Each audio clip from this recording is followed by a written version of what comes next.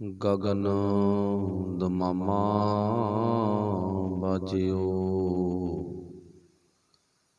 ਪਰਿਓ ਨਿਸ਼ਾਨ ਕਾਉ, ਖੇਤ ਜੋ ਮੰਡਿਓ ਸੂਰਮਾ। ਅਬ ਜੂਜਨ ਕੋ ਦਾਓ, ਸੂਰਾ ਸੋ ਪਹਿਚਾਨੀਐ, ਜੋ ਲਰੈ ਦੀਨ ਕੇ ਹੇਤ।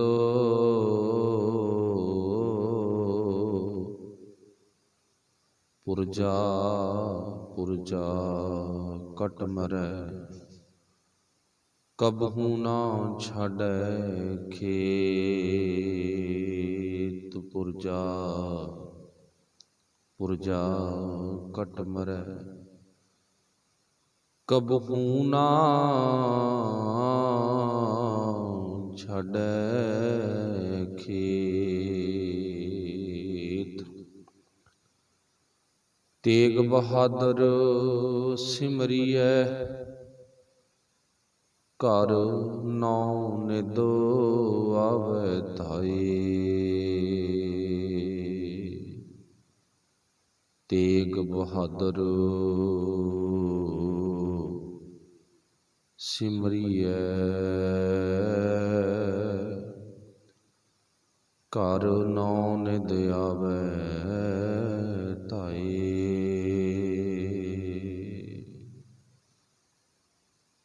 ਸਾਹਿਬ ਸ੍ਰੀ ਗੁਰੂ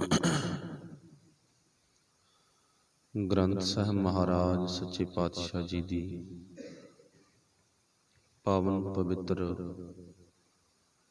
ਹਜ਼ੂਰੀ ਦੇ ਵਿੱਚ ਜੁੜ ਬੈਠੇ ਗੁਰੂ ਪਿਆਰਿਓ, ਆਪ ਸਾਰੇ ਧੰਨਤਾ ਦੇ ਯੋਗ ਹੋ, ਵੱਡੇ ਭਾਗ ਨੇ। ਆਓ ਜੋ ਆਪਾਂ ਨੌਵੇਂ ਪਾਤਸ਼ਾਹ ਧੰਨ ਗੁਰੂ ਤੇਗ ਬਹਾਦਰ ਮਹਾਰਾਜ, ਉਹਨਾਂ ਦੇ ਜੀਵਨ ਵਿੱਚੋਂ ਸਾਂਝ ਪਾਉਣ ਦਾ ਯਤਨ ਕਰੀਏ। ਸਤਿਗੁਰੂ ਪਾਤਸ਼ਾਹ ਜੀ ਦੇ ਜੀਵਨ ਵਰਤਾਂਤ ਨੂੰ ਆਪਸ ਵਿੱਚ ਸਾਂਝਾ ਕਰਨ ਤੋਂ ਪਹਿਲਾਂ ਆਪਸ ਵਿੱਚ ਸਭ ਨੇ ਗੁਰਫਤਿਹ ਦੀ ਸਾਂਝ ਪਾਉਣੀ। ਪਿਆਰ ਸਤਿਕਾਰ ਭਾਵਨਾ ਸਹਿਤ ਬੋਲਣਾ ਜੀ। ਆਖਿਓ ਵਾਹਿਗੁਰੂ ਜੀ ਕਾ ਖਾਲਸਾ, ਵਾਹਿਗੁਰੂ ਜੀ ਕੀ ਫਤਿਹ। ਧੰਨ ਧੰਨ ਸਾਹਿਬ ਸ੍ਰੀ ਗੁਰੂ ਤੇਗ ਬਹਾਦਰ ਮਹਾਰਾਜ, ਜਿਨ੍ਹਾਂ ਦਾ ਜ਼ਿਕਰ ਆਪਾਂ ਰੋਜ਼ਾਨਾ ਹੀ ਅਰਦਾਸ ਦੇ ਵਿੱਚ ਕਰਦੇ ਹਾਂ। ਸਿੱਖ ਜਗਤ ਵਿੱਚ ਇੱਕ ਵਾਰ ਨਹੀਂ, ਅਣਗਿਣਤ ਵਾਰ ਸੁਬਾਹ ਸ਼ਾਮ ਦੁੱਖ ਸੁੱਖ ਖੁਸ਼ੀ ਗਮੀ ਜਦੋਂ ਵੀ ਅਰਦਾਸ ਹੁੰਦੀ ਆ ਤਾਂ ਨੌਵੇਂ ਪਾਤਸ਼ਾਹ ਦਾ ਜ਼ਿਕਰ ਉਸ ਅਰਦਾਸ ਦੇ ਵਿੱਚ ਸੰਖੇਪ ਰੂਪ ਵਿੱਚ ਕੀਤਾ ਜਾਂਦਾ ਗਾ। ਜੋ ਬੋਲ ਨੇ, ਤੇਗ ਬਹਾਦਰ ਸਿਮਰਿਐ, ਘਰ ਨੌ ਨਿਧ ਆਵੈ ਧਾਏ। ਪਾਤਸ਼ਾਹ ਜੀ ਦੇ ਜੀਵਨ ਦਾ ਉਹ ਕਿਹੜਾ ਕੀਮਤੀ ਐਸਾ ਮੁੱਦੀ ਹੈ ਜਿਸ ਨੂੰ ਅਸੀਂ ਆਪਣੀ ਜ਼ਿੰਦਗੀ ਦੇ ਵਿੱਚ ਪੈਦਾ ਕਰਕੇ ਤੇ ਆਪਣੇ ਆਪ ਨੂੰ ਖਜ਼ਾਨਿਆਂ ਵਾਲੇ ਮਹਿਸੂਸ ਕਰ ਸਕੀਏ। ਆਪਣੇ ਆਪ ਨੂੰ ਅਸੀਂ ਅਮੀਰ ਮਹਿਸੂਸ ਕਰ ਸਕੀਏ। ਅਸੀਂ ਅਮੀਰ ਮਹਿਸੂਸ ਕਰਦੇ ਹਾਂ ਆਪਣੇ ਆਪ ਨੂੰ, ਪਰ ਧੰਨ ਗੁਰੂ ਤੇਗ ਬਹਾਦਰ ਮਹਾਰਾਜ ਜੀ ਦੇ ਕੋਲ ਕਿਹੜਾ ਉਹ ਅਮੋਲਕ ਹੀਰਾ ਹੈ, ਅਮੋਲਕ ਮੋਤੀ ਹੈ, ਗੁਣ ਨੇ, ਜਿਨ੍ਹਾਂ ਦੇ ਗੁਣਾਂ ਸਦਕਾ ਅਸੀਂ ਵੀ ਅਮੀਰ ਹੋ ਜਾਈਏ। ਸਾਡਾ ਨਾਮ ਵੀ ਹਿਰਦੇ ਕਰਕੇ ਗੁਣਾਂ ਨਾਲ ਭਰਪੂਰ ਹੋਣ ਵਾਲੇ ਅਮੀਰਾਂ ਦੀ ਲਿਸਟ ਵਿੱਚ ਆ ਜਾਵੇ। ਉਹ ਆਪਾਂ ਨੂੰ ਗੁਰੂ ਪਾਤਸ਼ਾਹ ਦੇ ਜੀਵਨ ਵਿੱਚੋਂ ਪਤਾ ਚੱਲੇਗਾ। ਉਹਨਾਂ ਦੇ ਜੀਵਨ ਦੀ ਵਿਲੱਖਣਤਾ, ਉਹਨਾਂ ਦੇ ਜੀਵਨ ਦੀ ਵਿਸ਼ੇਸ਼ਤਾ ਕੀ ਹੈ। ਧੰਨ ਧੰਨ ਸਾਹਿਬ ਸ੍ਰੀ ਗੁਰੂ ਹਰਗੋਬਿੰਦ ਸਾਹਿਬ ਮਹਾਰਾਜ ਜੀ ਦੇ ਗ੍ਰਹਿ ਵਿਖੇ ਗੁਰੂ ਤੇਗ ਬਹਾਦਰ ਮਹਾਰਾਜ ਜੀ ਦਾ ਜਨਮ, ਜੋ ਸਾਡੀਆਂ ਇਤਿਹਾਸਕ ਥਿੱਤਾਂ ਦੇ ਮੁਤਾਬਕ ਮੰਨਿਆ ਜਾਂਦਾ, 1 ਅਪ੍ਰੈਲ ਯਾਨੀ ਕਿ 1 ਅਪ੍ਰੈਲ 1621 ਦੇ ਵਿੱਚ ਹੋਇਆ ਸ੍ਰੀ ਅੰਮ੍ਰਿਤਸਰ ਸਾਹਿਬ ਵਿਖੇ। ਇਹ ਗੱਲ ਜ਼ਰੂਰ ਨੋਟ ਕਰਿਓ, ਜੋ ਹਰਿਮੰਦਰ ਸਾਹਿਬ ਦੀ ਧਰਤੀ ਆ ਸ੍ਰੀ ਅੰਮ੍ਰਿਤਸਰ ਸਾਹਿਬ, ਉਸ ਪਾਵਨ ਅਸਥਾਨ ਤੇ ਜੋ ਸਾਡੇ ਇਉਂ ਕਹਿ ਲੋ ਸਿੱਖ ਸਮਾਜ ਦਾ ਕੇਂਦਰ ਆ, ਧੁਰਾ, ਸਾਡਾ ਪੂਰੇ ਦਾ ਪੂਰਾ ਜਿਹੜਾ ਦੁਨੀਆ ਦਾ ਖਿੱਚਦਾ ਕੇਂਦਰ ਆ, ਉਹ ਹਰਿਮੰਦਰ ਸਾਹਿਬ ਆ। ਤੇ ਹਰਿਮੰਦਰ ਸਾਹਿਬ ਦੀ ਧਰਤੀ ਤੇ ਕੇਵਲ ਧੰਨ ਗੁਰੂ ਤੇਗ ਬਹਾਦਰ ਮਹਾਰਾਜ ਜੀ ਦਾ ਜਨਮ ਹੁੰਦਾ 1621 ਦੇ ਵਿੱਚ। ਜਿਸ ਸਥਾਨ ਤੇ ਗੁਰਦੁਆਰਾ ਗੁਰੂ ਕੇ ਮਹਿਲ ਨੇ, ਉਸ ਸਥਾਨ ਤੇ ਸਤਿਗੁਰੂ ਪਾਤਸ਼ਾਹ ਜੀ ਦੀ ਮਾਤਾ ਦਾ ਨਾਮ ਆਪ ਜੀ ਨੂੰ ਪਤਾ ਹੈ, ਮਾਤਾ ਨਾਨਕੀ ਜੀ, ਜੋ ਕਿ 6ਵੇਂ ਪਾਤਸ਼ਾਹ ਦੇ ਮਹਿਲ ਨੇ, ਤੇ ਬਾਪ ਧੰਨ ਸ੍ਰੀ ਗੁਰੂ ਹਰਗੋਬਿੰਦ ਸਾਹਿਬ ਮਹਾਰਾਜ, ਜਿਨ੍ਹਾਂ ਨੂੰ ਭਾਈ ਗੁਰਦਾਸ ਨੇ ਬੜੇ ਸੋਹਣੇ ਢੰਗ ਦੇ ਨਾਲ ਆਪਣੀਆਂ ਵਾਰਾਂ ਦੇ ਵਿੱਚ ਬਿਆਨ ਕੀਤਾ ਗਾ। ਪੰਜ ਪੀਰ, ਪੰਜ ਪਿਆਲੇ, ਪੰਜ ਪੀਰ, ਛਠਮ ਪੀਰ ਬੈਠਾ ਗੁਰ ਭਾਰੀ, ਜਿਨ੍ਹਾਂ ਨੂੰ ਭਾਰੀ ਗੁਰੂ ਕਹਿ ਕੇ ਸੰਬੋਧਨ ਕੀਤਾ। ਤੇ ਪਰ ਸਾਨੂੰ ਇਹ ਗੱਲ ਭੁੱਲਣੀ ਨਹੀਂ ਚਾਹੀਦੀ, ਜਿਸ ਗੁਰੂ ਦੇ ਲੜ ਅਸੀਂ ਲੱਗੇ ਆ, ਜਿਸ ਗੁਰੂ ਦੀ ਸ਼ਰਨ ਵਿੱਚ ਚਰਨਾਂ ਵਿੱਚ ਪਹੁੰਚਦੇ ਆ, ਉਸ ਗੁਰੂ ਨੂੰ ਭਾਈ ਗੁਰਦਾਸ ਦੀ ਕਲਮ ਨੇ ਭਾਰੀ ਗੁਰੂ ਕਹਿ ਕੇ ਨਵਾਜਿਆ। ਤੇ ਪਿਆਰ ਵਾਲਿਓ, ਕਿਤੇ ਭਾਰੀ ਗੁਰੂ ਨੂੰ ਛੱਡ ਕੇ ਆਪਾਂ ਹਲਕੇ ਗੁਰੂਆਂ ਕੋਲੇ ਨਾ ਵਗ ਜਾਓ। ਕਿਤੇ ਹਲਕੇ ਤਾਂ ਬੈਠੇ ਆ ਨਾ ਪਿੰਡਾਂ 'ਚ, ਸ਼ਹਿਰਾਂ 'ਚ ਅੱਡੋ ਅੱਡੀ ਥਾਂ ਮੱਲੀ ਬੈਠੇ ਨੇ, ਪਰ ਸਾਡੀ ਅੰਦਰ ਦੀ ਸੋਚ ਮੁਤਾਬਕ ਉਹ ਪਤਾ ਨਹੀਂ ਕੀ ਨੇ, ਸਾਨੂੰ ਰੱਬ ਲੱਗਦੇ ਨੇ। ਵਾਹਿਗੁਰੂ ਭਲਾ ਕਰੇ, ਆ ਸਾਡੇ ਲਈ ਰੱਬ ਕੇਵਲ ਗੁਰੂ ਗ੍ਰੰਥ ਸਾਹਿਬ ਮਹਾਰਾਜ ਇੱਕ ਪਰਮਾਤਮਾ ਦਾ ਜੋ ਸੁਨੇਹਾ ਦਿੰਦਾ, ਤੇ ਗੁਰੂ ਗ੍ਰੰਥ ਸਾਹਿਬ ਮਹਾਰਾਜ ਜੀ ਦੀ ਜਿਹੜੀ ਜੋਤ ਆ, ਉਹ 10 ਪਾਤਸ਼ਾਹੀਆਂ ਦੀ ਆ। ਤੇ 10 ਪਾਤਸ਼ਾਹੀਆਂ ਦੇ ਵਿੱਚੋਂ ਜਿਹਦਾ ਆਪਾਂ ਜ਼ਿਕਰ ਕੀਤਾ, ਭਾਰੀ ਗੁਰੂ ਕਿਹਾ ਗਾ, ਤੇ ਉਹ ਭਾਰੀ ਗੁਰੂ ਦੇ ਇਤਿਹਾਸ ਵਿੱਚੋਂ ਆਪਾਂ ਕੰਮ ਵੇਖੋ ਕੀ ਨੇ। ਉਦਾਂ ਵੇਟ ਕਰਕੇ ਭਾਰੀ ਦੀ ਗੱਲ ਨਹੀਂ, ਇੱਥੇ ਵੇਟ ਕਰਕੇ ਤਾਂ ਅੱਜ ਬੜੇ ਨੇਗੇ ਜਿਹੜੇ ਭਾਵ ਇਉਂ ਕਹਿ ਸਕਦੇ ਆਪਾਂ ਵੀ ਜ਼ਿੰਦਗੀ ਨੂੰ ਜਿਉਣ ਦਾ ਉਹਨਾਂ ਨੇ ਵਲ ਨਹੀਂ ਲੈਤਾ ਗਾ, ਖਾ ਰਹੇ ਨੇ ਤੇ ਪਸ਼ੂਆਂ ਵਰਗੀ ਜ਼ਿੰਦਗੀ ਜਿਉ ਰਹੇ ਨੇ। ਭਾਰੀ ਤਾਂ ਉਹ ਵੀ ਬਹੁਤ ਆ ਨਾ, ਇਦਾਂ ਭਾਰੀ ਨਹੀਂ। ਭਾਰੀ ਕਿਉਂ ਨੇ? ਕਿਉਂਕਿ ਉਹਨਾਂ ਵਿੱਚ ਗੁਣ ਹੀ ਗੁਣ ਨੇ, ਗੁਣਾ ਕਰਕੇ ਭਾਰੀ ਨੇ। ਤੇ ਜਿਹੜੇ ਪਿਤਾ ਨੂੰ ਆਪਾਂ ਗੁਣਾ ਕਰਕੇ ਭਾਰੀ ਸੰਬੋਧਨ ਕਰ ਰਹੇ ਹਾਂ, ਹਰਗੋਬਿੰਦ ਸਾਹਿਬ ਮਹਾਰਾਜ ਜੀ ਨੂੰ, ਫਿਰ ਉਹਨਾਂ ਦਾ ਪੁੱਤ ਗੁਰੂ ਤੇਗ ਬਹਾਦਰ ਮਹਾਰਾਜ ਕਿਵੇਂ ਪਿੱਛੇ ਹੋ ਸਕਦਾ? ਉਹ ਵੀ ਕਦੇ ਪਿੱਛੇ ਨਹੀਂ ਹੋਵੇਗਾ। ਇਤਿਹਾਸਕਾਰ ਮੰਨਦੇ ਨੇ ਵੀ ਕੱਦ ਕਾਠ ਦੇ ਵਿੱਚ ਧੰਨ ਗੁਰੂ ਤੇਗ ਬਹਾਦਰ ਮਹਾਰਾਜ ਜੀ ਦਾ ਆਪਣੇ ਬਾਪ ਵਰਗਾ ਜਿਹੜਾ ਚਿਹਰਾ ਗਾ, ਨੁਹਾਰ ਆ, ਉਹਨਾਂ ਵਰਗਾ ਉਹਨਾਂ ਦਾ ਆਪਸੀ ਸਵਰੂਪ ਹੈ।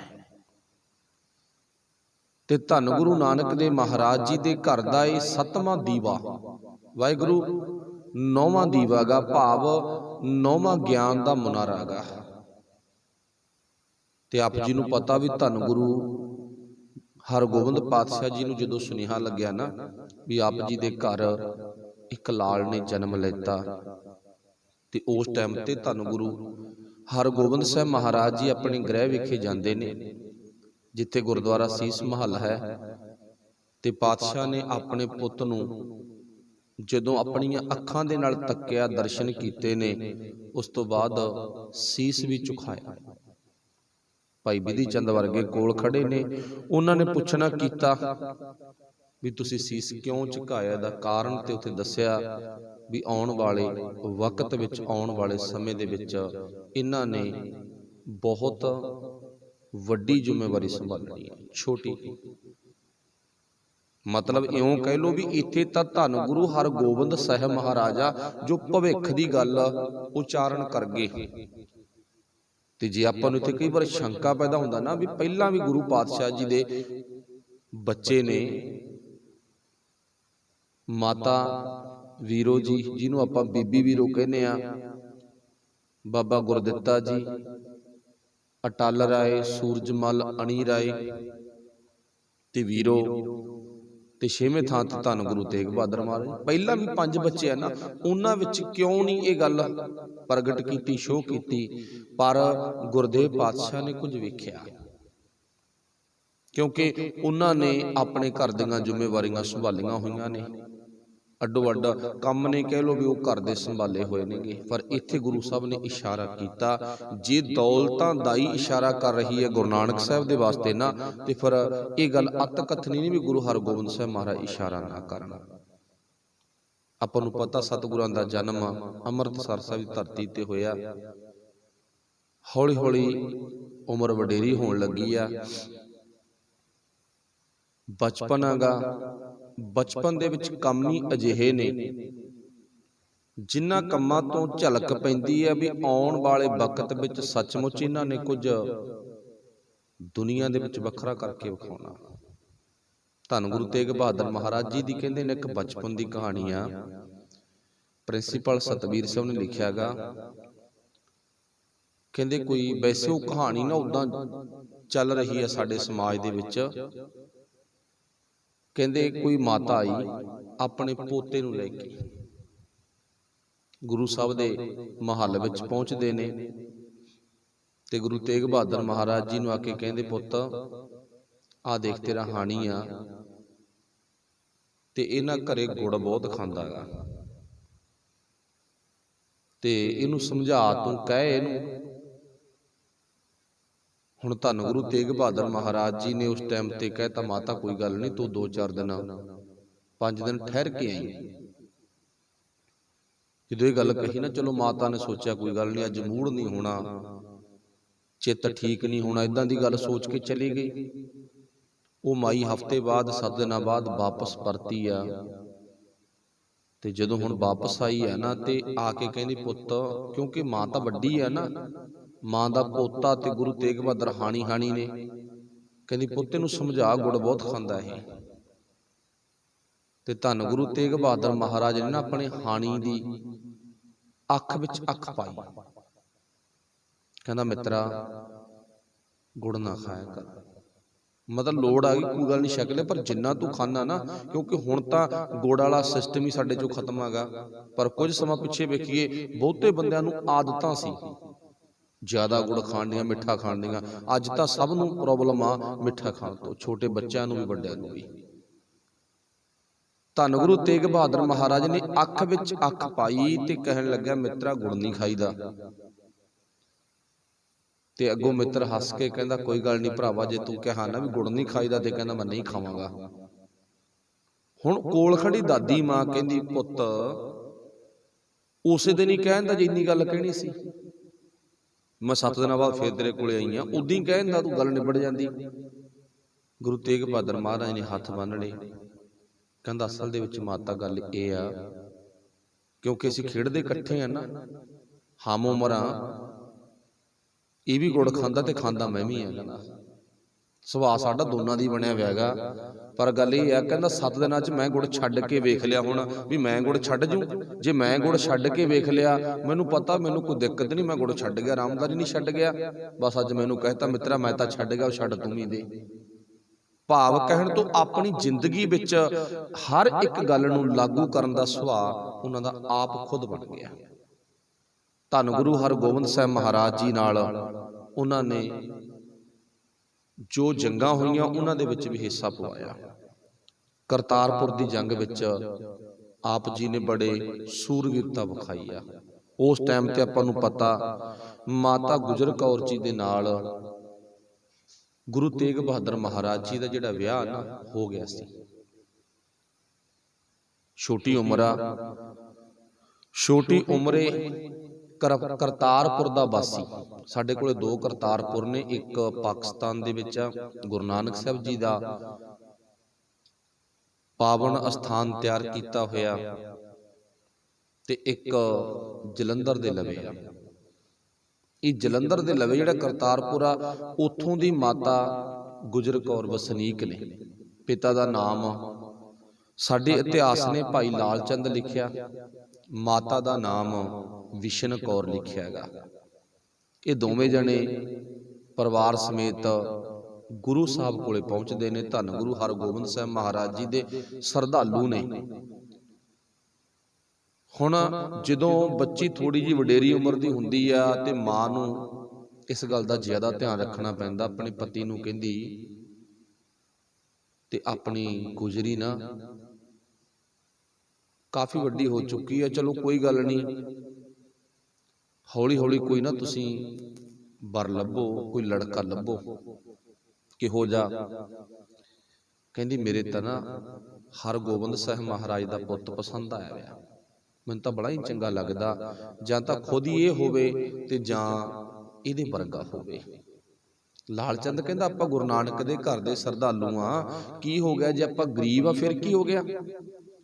ਆਪਣਾ ਜਿਹੜਾ ਪਰਿਵਾਰ ਦਾ ਮਾਹੌਲ ਆ ਬੇਸ਼ੱਕ ਹਰਗੋਬਿੰਦ ਸਾਹਿਬ ਮਹਾਰਾਜ ਜੀ ਨਾਲ ਮੈਚ ਨਹੀਂ ਕਰਦਾ, ਕਿਉਂਕਿ ਅੱਜ ਦੀ ਸਥਿਤੀ ਤਾਂ ਇਹ ਹੈ ਨਾ, ਜੇ ਕੋਈ 7 ਕਿੱਲਿਆਂ ਦਾ 10 ਕਿੱਲਿਆਂ ਦਾ ਮਾਲਕ ਆ ਤੇ ਅੱਗੇ ਬਰੋਬਰ ਦੀ ਧਿਰ ਭਾਲਦਾ, ਕਹਿੰਦਾ ਬਰੋਬਰ ਦੀ ਧਿਰ ਹੋਵੇ। ਕਹਿੰਦਾ ਇਹ ਨਹੀਂਗਾ ਵੀ ਕੋਈ ਗੱਲ ਨਹੀਂ, ਗੁਣ ਹੋਣੇ ਚਾਹੀਦੇ ਆ, ਵੀ ਕਿੱਲਾ 2 ਕਿੱਲੇ ਘੱਟ ਹੋਣਗੇ, ਜ਼ਮੀਨ ਦਾ ਕੀ ਆ ਫਿਰ ਬਣ ਜੂ ਤਾਂ ਕੀ ਆ ਨਾ।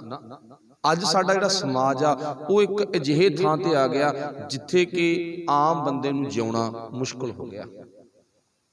ਹੁਣ ਦੇਖੋ, ਇੱਕ ਪਾਸੇ ਦਾ ਧੰਨ ਗੁਰੂ ਹਰਗੋਬਿੰਦ ਸਾਹਿਬ ਮਹਾਰਾਜ ਦੀ ਸਥਿਤੀ ਦੇਖੋ, ਜੀਵਨ ਵੇਖੋ, ਤੇ ਦੂਜੇ ਪਾਸੇ ਭਾਈ ਲਾਲ ਚੰਦ ਜੀ ਨੇ ਬੇਨਤੀ ਕੀਤੀ, ਸੱਚੇ ਪਾਤਸ਼ਾਹ ਆ ਮੇਰੀ ਮੰਗ ਆ। ਗੁਰੂ ਪਾਤਸ਼ਾਹ ਨੇ ਹੱਸ ਕੇ ਇਹ ਰਿਸ਼ਤਾ ਕਬੂਲ ਕਰ ਲਿਆ, ਵਿਆਹ ਹੋ ਗਿਆ। ਜਦੋਂ ਭਾਈ ਲਾਲ ਚੰਦ ਜੀ ਦੀ ਬੇਟੀ ਮਾਤਾ ਗੁਜਰ ਕੌਰ, ਜਿਹਨੂੰ ਅਸੀਂ ਅੱਜ ਦਾਦੀ ਮਾਂ ਕਹਿੰਦੇ ਆਂਗੇ, ਇਹਨਾਂ ਦਾ ਵਿਆਹ ਹੋ ਗਿਆ, ਤੇ ਉਸ ਟਾਈਮ ਤੇ ਨਾ ਲਾਲ ਚੰਦ ਤੇ ਮਾਤਾ ਬਿਸ਼ਨ ਕੌਰ ਦੋਵੇਂ ਜਣੇ ਧੰਨ ਗੁਰੂ ਹਰਗੋਬਿੰਦ ਸਾਹਿਬ ਮਹਾਰਾਜ ਕੋਲੇ ਆ ਗਏ, ਕਰਤਾਰਪੁਰ ਸਾਹਿਬ ਦੀ ਧਰਤੀ ਤੇ ਕੋਲੇ ਆ ਗਏ। ਆ ਕੇ ਨਾ ਬੇਨਤੀ ਕੀਤੀ ਲਾਲ ਚੰਦ ਨੇ, ਕਹਿੰਦਾ ਸੱਚੇ ਪਾਤਸ਼ਾਹ ਇੱਕ ਬੇਨਤੀ ਆ। ਕਿਹੜੀ?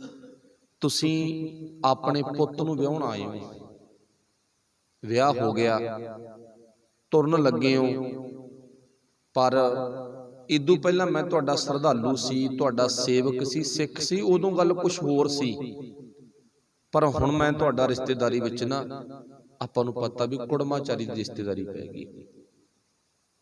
ਮੈਂ ਇੱਕ ਤੁਹਾਡਾ ਸੇਵਕ ਹੋਣ ਦੇ ਨਾਤੇ, ਕੁੜਮ ਨਹੀਂ ਸੇਵਕ ਹੋਣ ਦੇ ਨਾਤੇ ਇੱਕ ਬੇਨਤੀ ਕਰਦਾ। ਮੇਰੇ ਘਰ ਵਿੱਚ ਤੁਸੀਂ ਪਹੁੰਚੇ ਸੀ ਨਾ, ਮੈਥੋਂ ਤੁਹਾਡੀ ਸੇਵਾ ਵੀ ਬਹੁਤੀ ਨਹੀਂ ਹੋਈ, ਤੁਸੀਂ ਪਾਤਸ਼ਾਹ ਹੋ ਤੇ ਮੈਂ ਦਾਜ ਦੇ ਰੂਪ ਵਿੱਚ ਕੋਈ ਬਹੁਤਾ ਕੁਝ ਦੇ ਵੀ ਨਹੀਂ ਸਕਿਆ। ਮੈਂ ਗਰੀਬ ਆ ਨਾ, ਇਸ ਕਰਕੇ ਮੈਂ ਤੁਹਾਨੂੰ ਕੁਝ ਦੇ ਵੀ ਨਹੀਂ ਸਕਿਆ ਤੇ ਤੁਹਾਡੀ ਸੇਵਾ ਵੀ ਨਹੀਂ ਕਰ ਸਕਿਆ।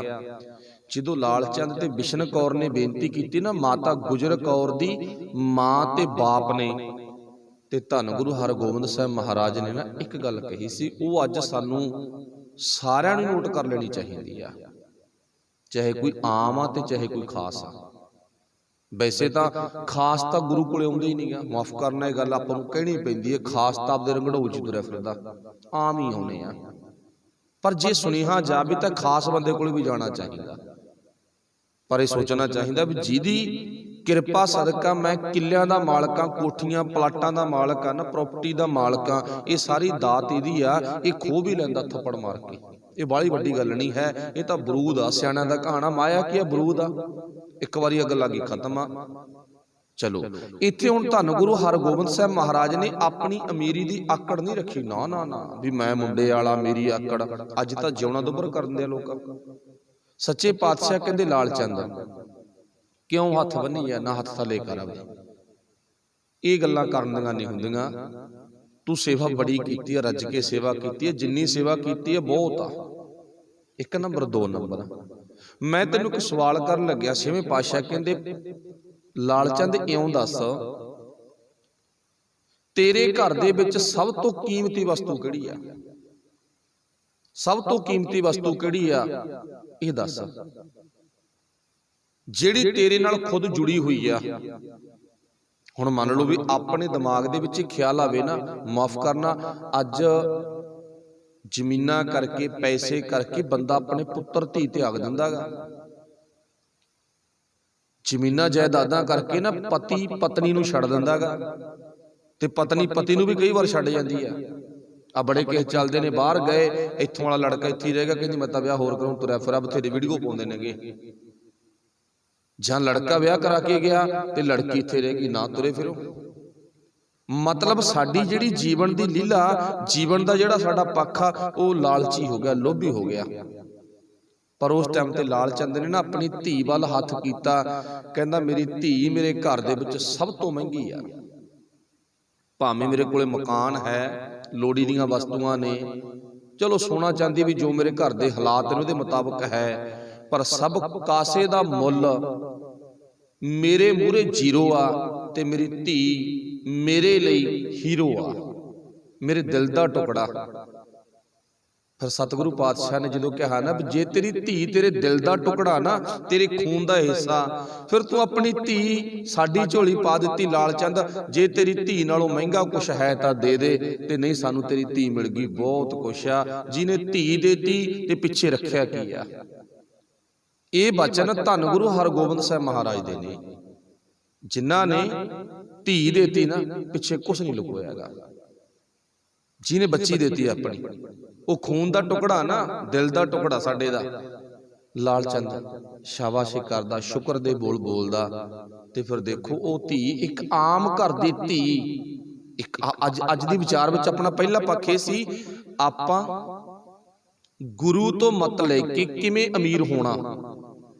ये गुरु नानक पातशाह दे 9वें घर दे विच ना माता गुजर कौर दा वासा गा, ते माता गुजर कौर दा परिवार एक आम परिवार आ, खास परिवार नहीं, पर पूरे वर्ल्ड दीआं मावां विचों एक नंबर दी मां गी।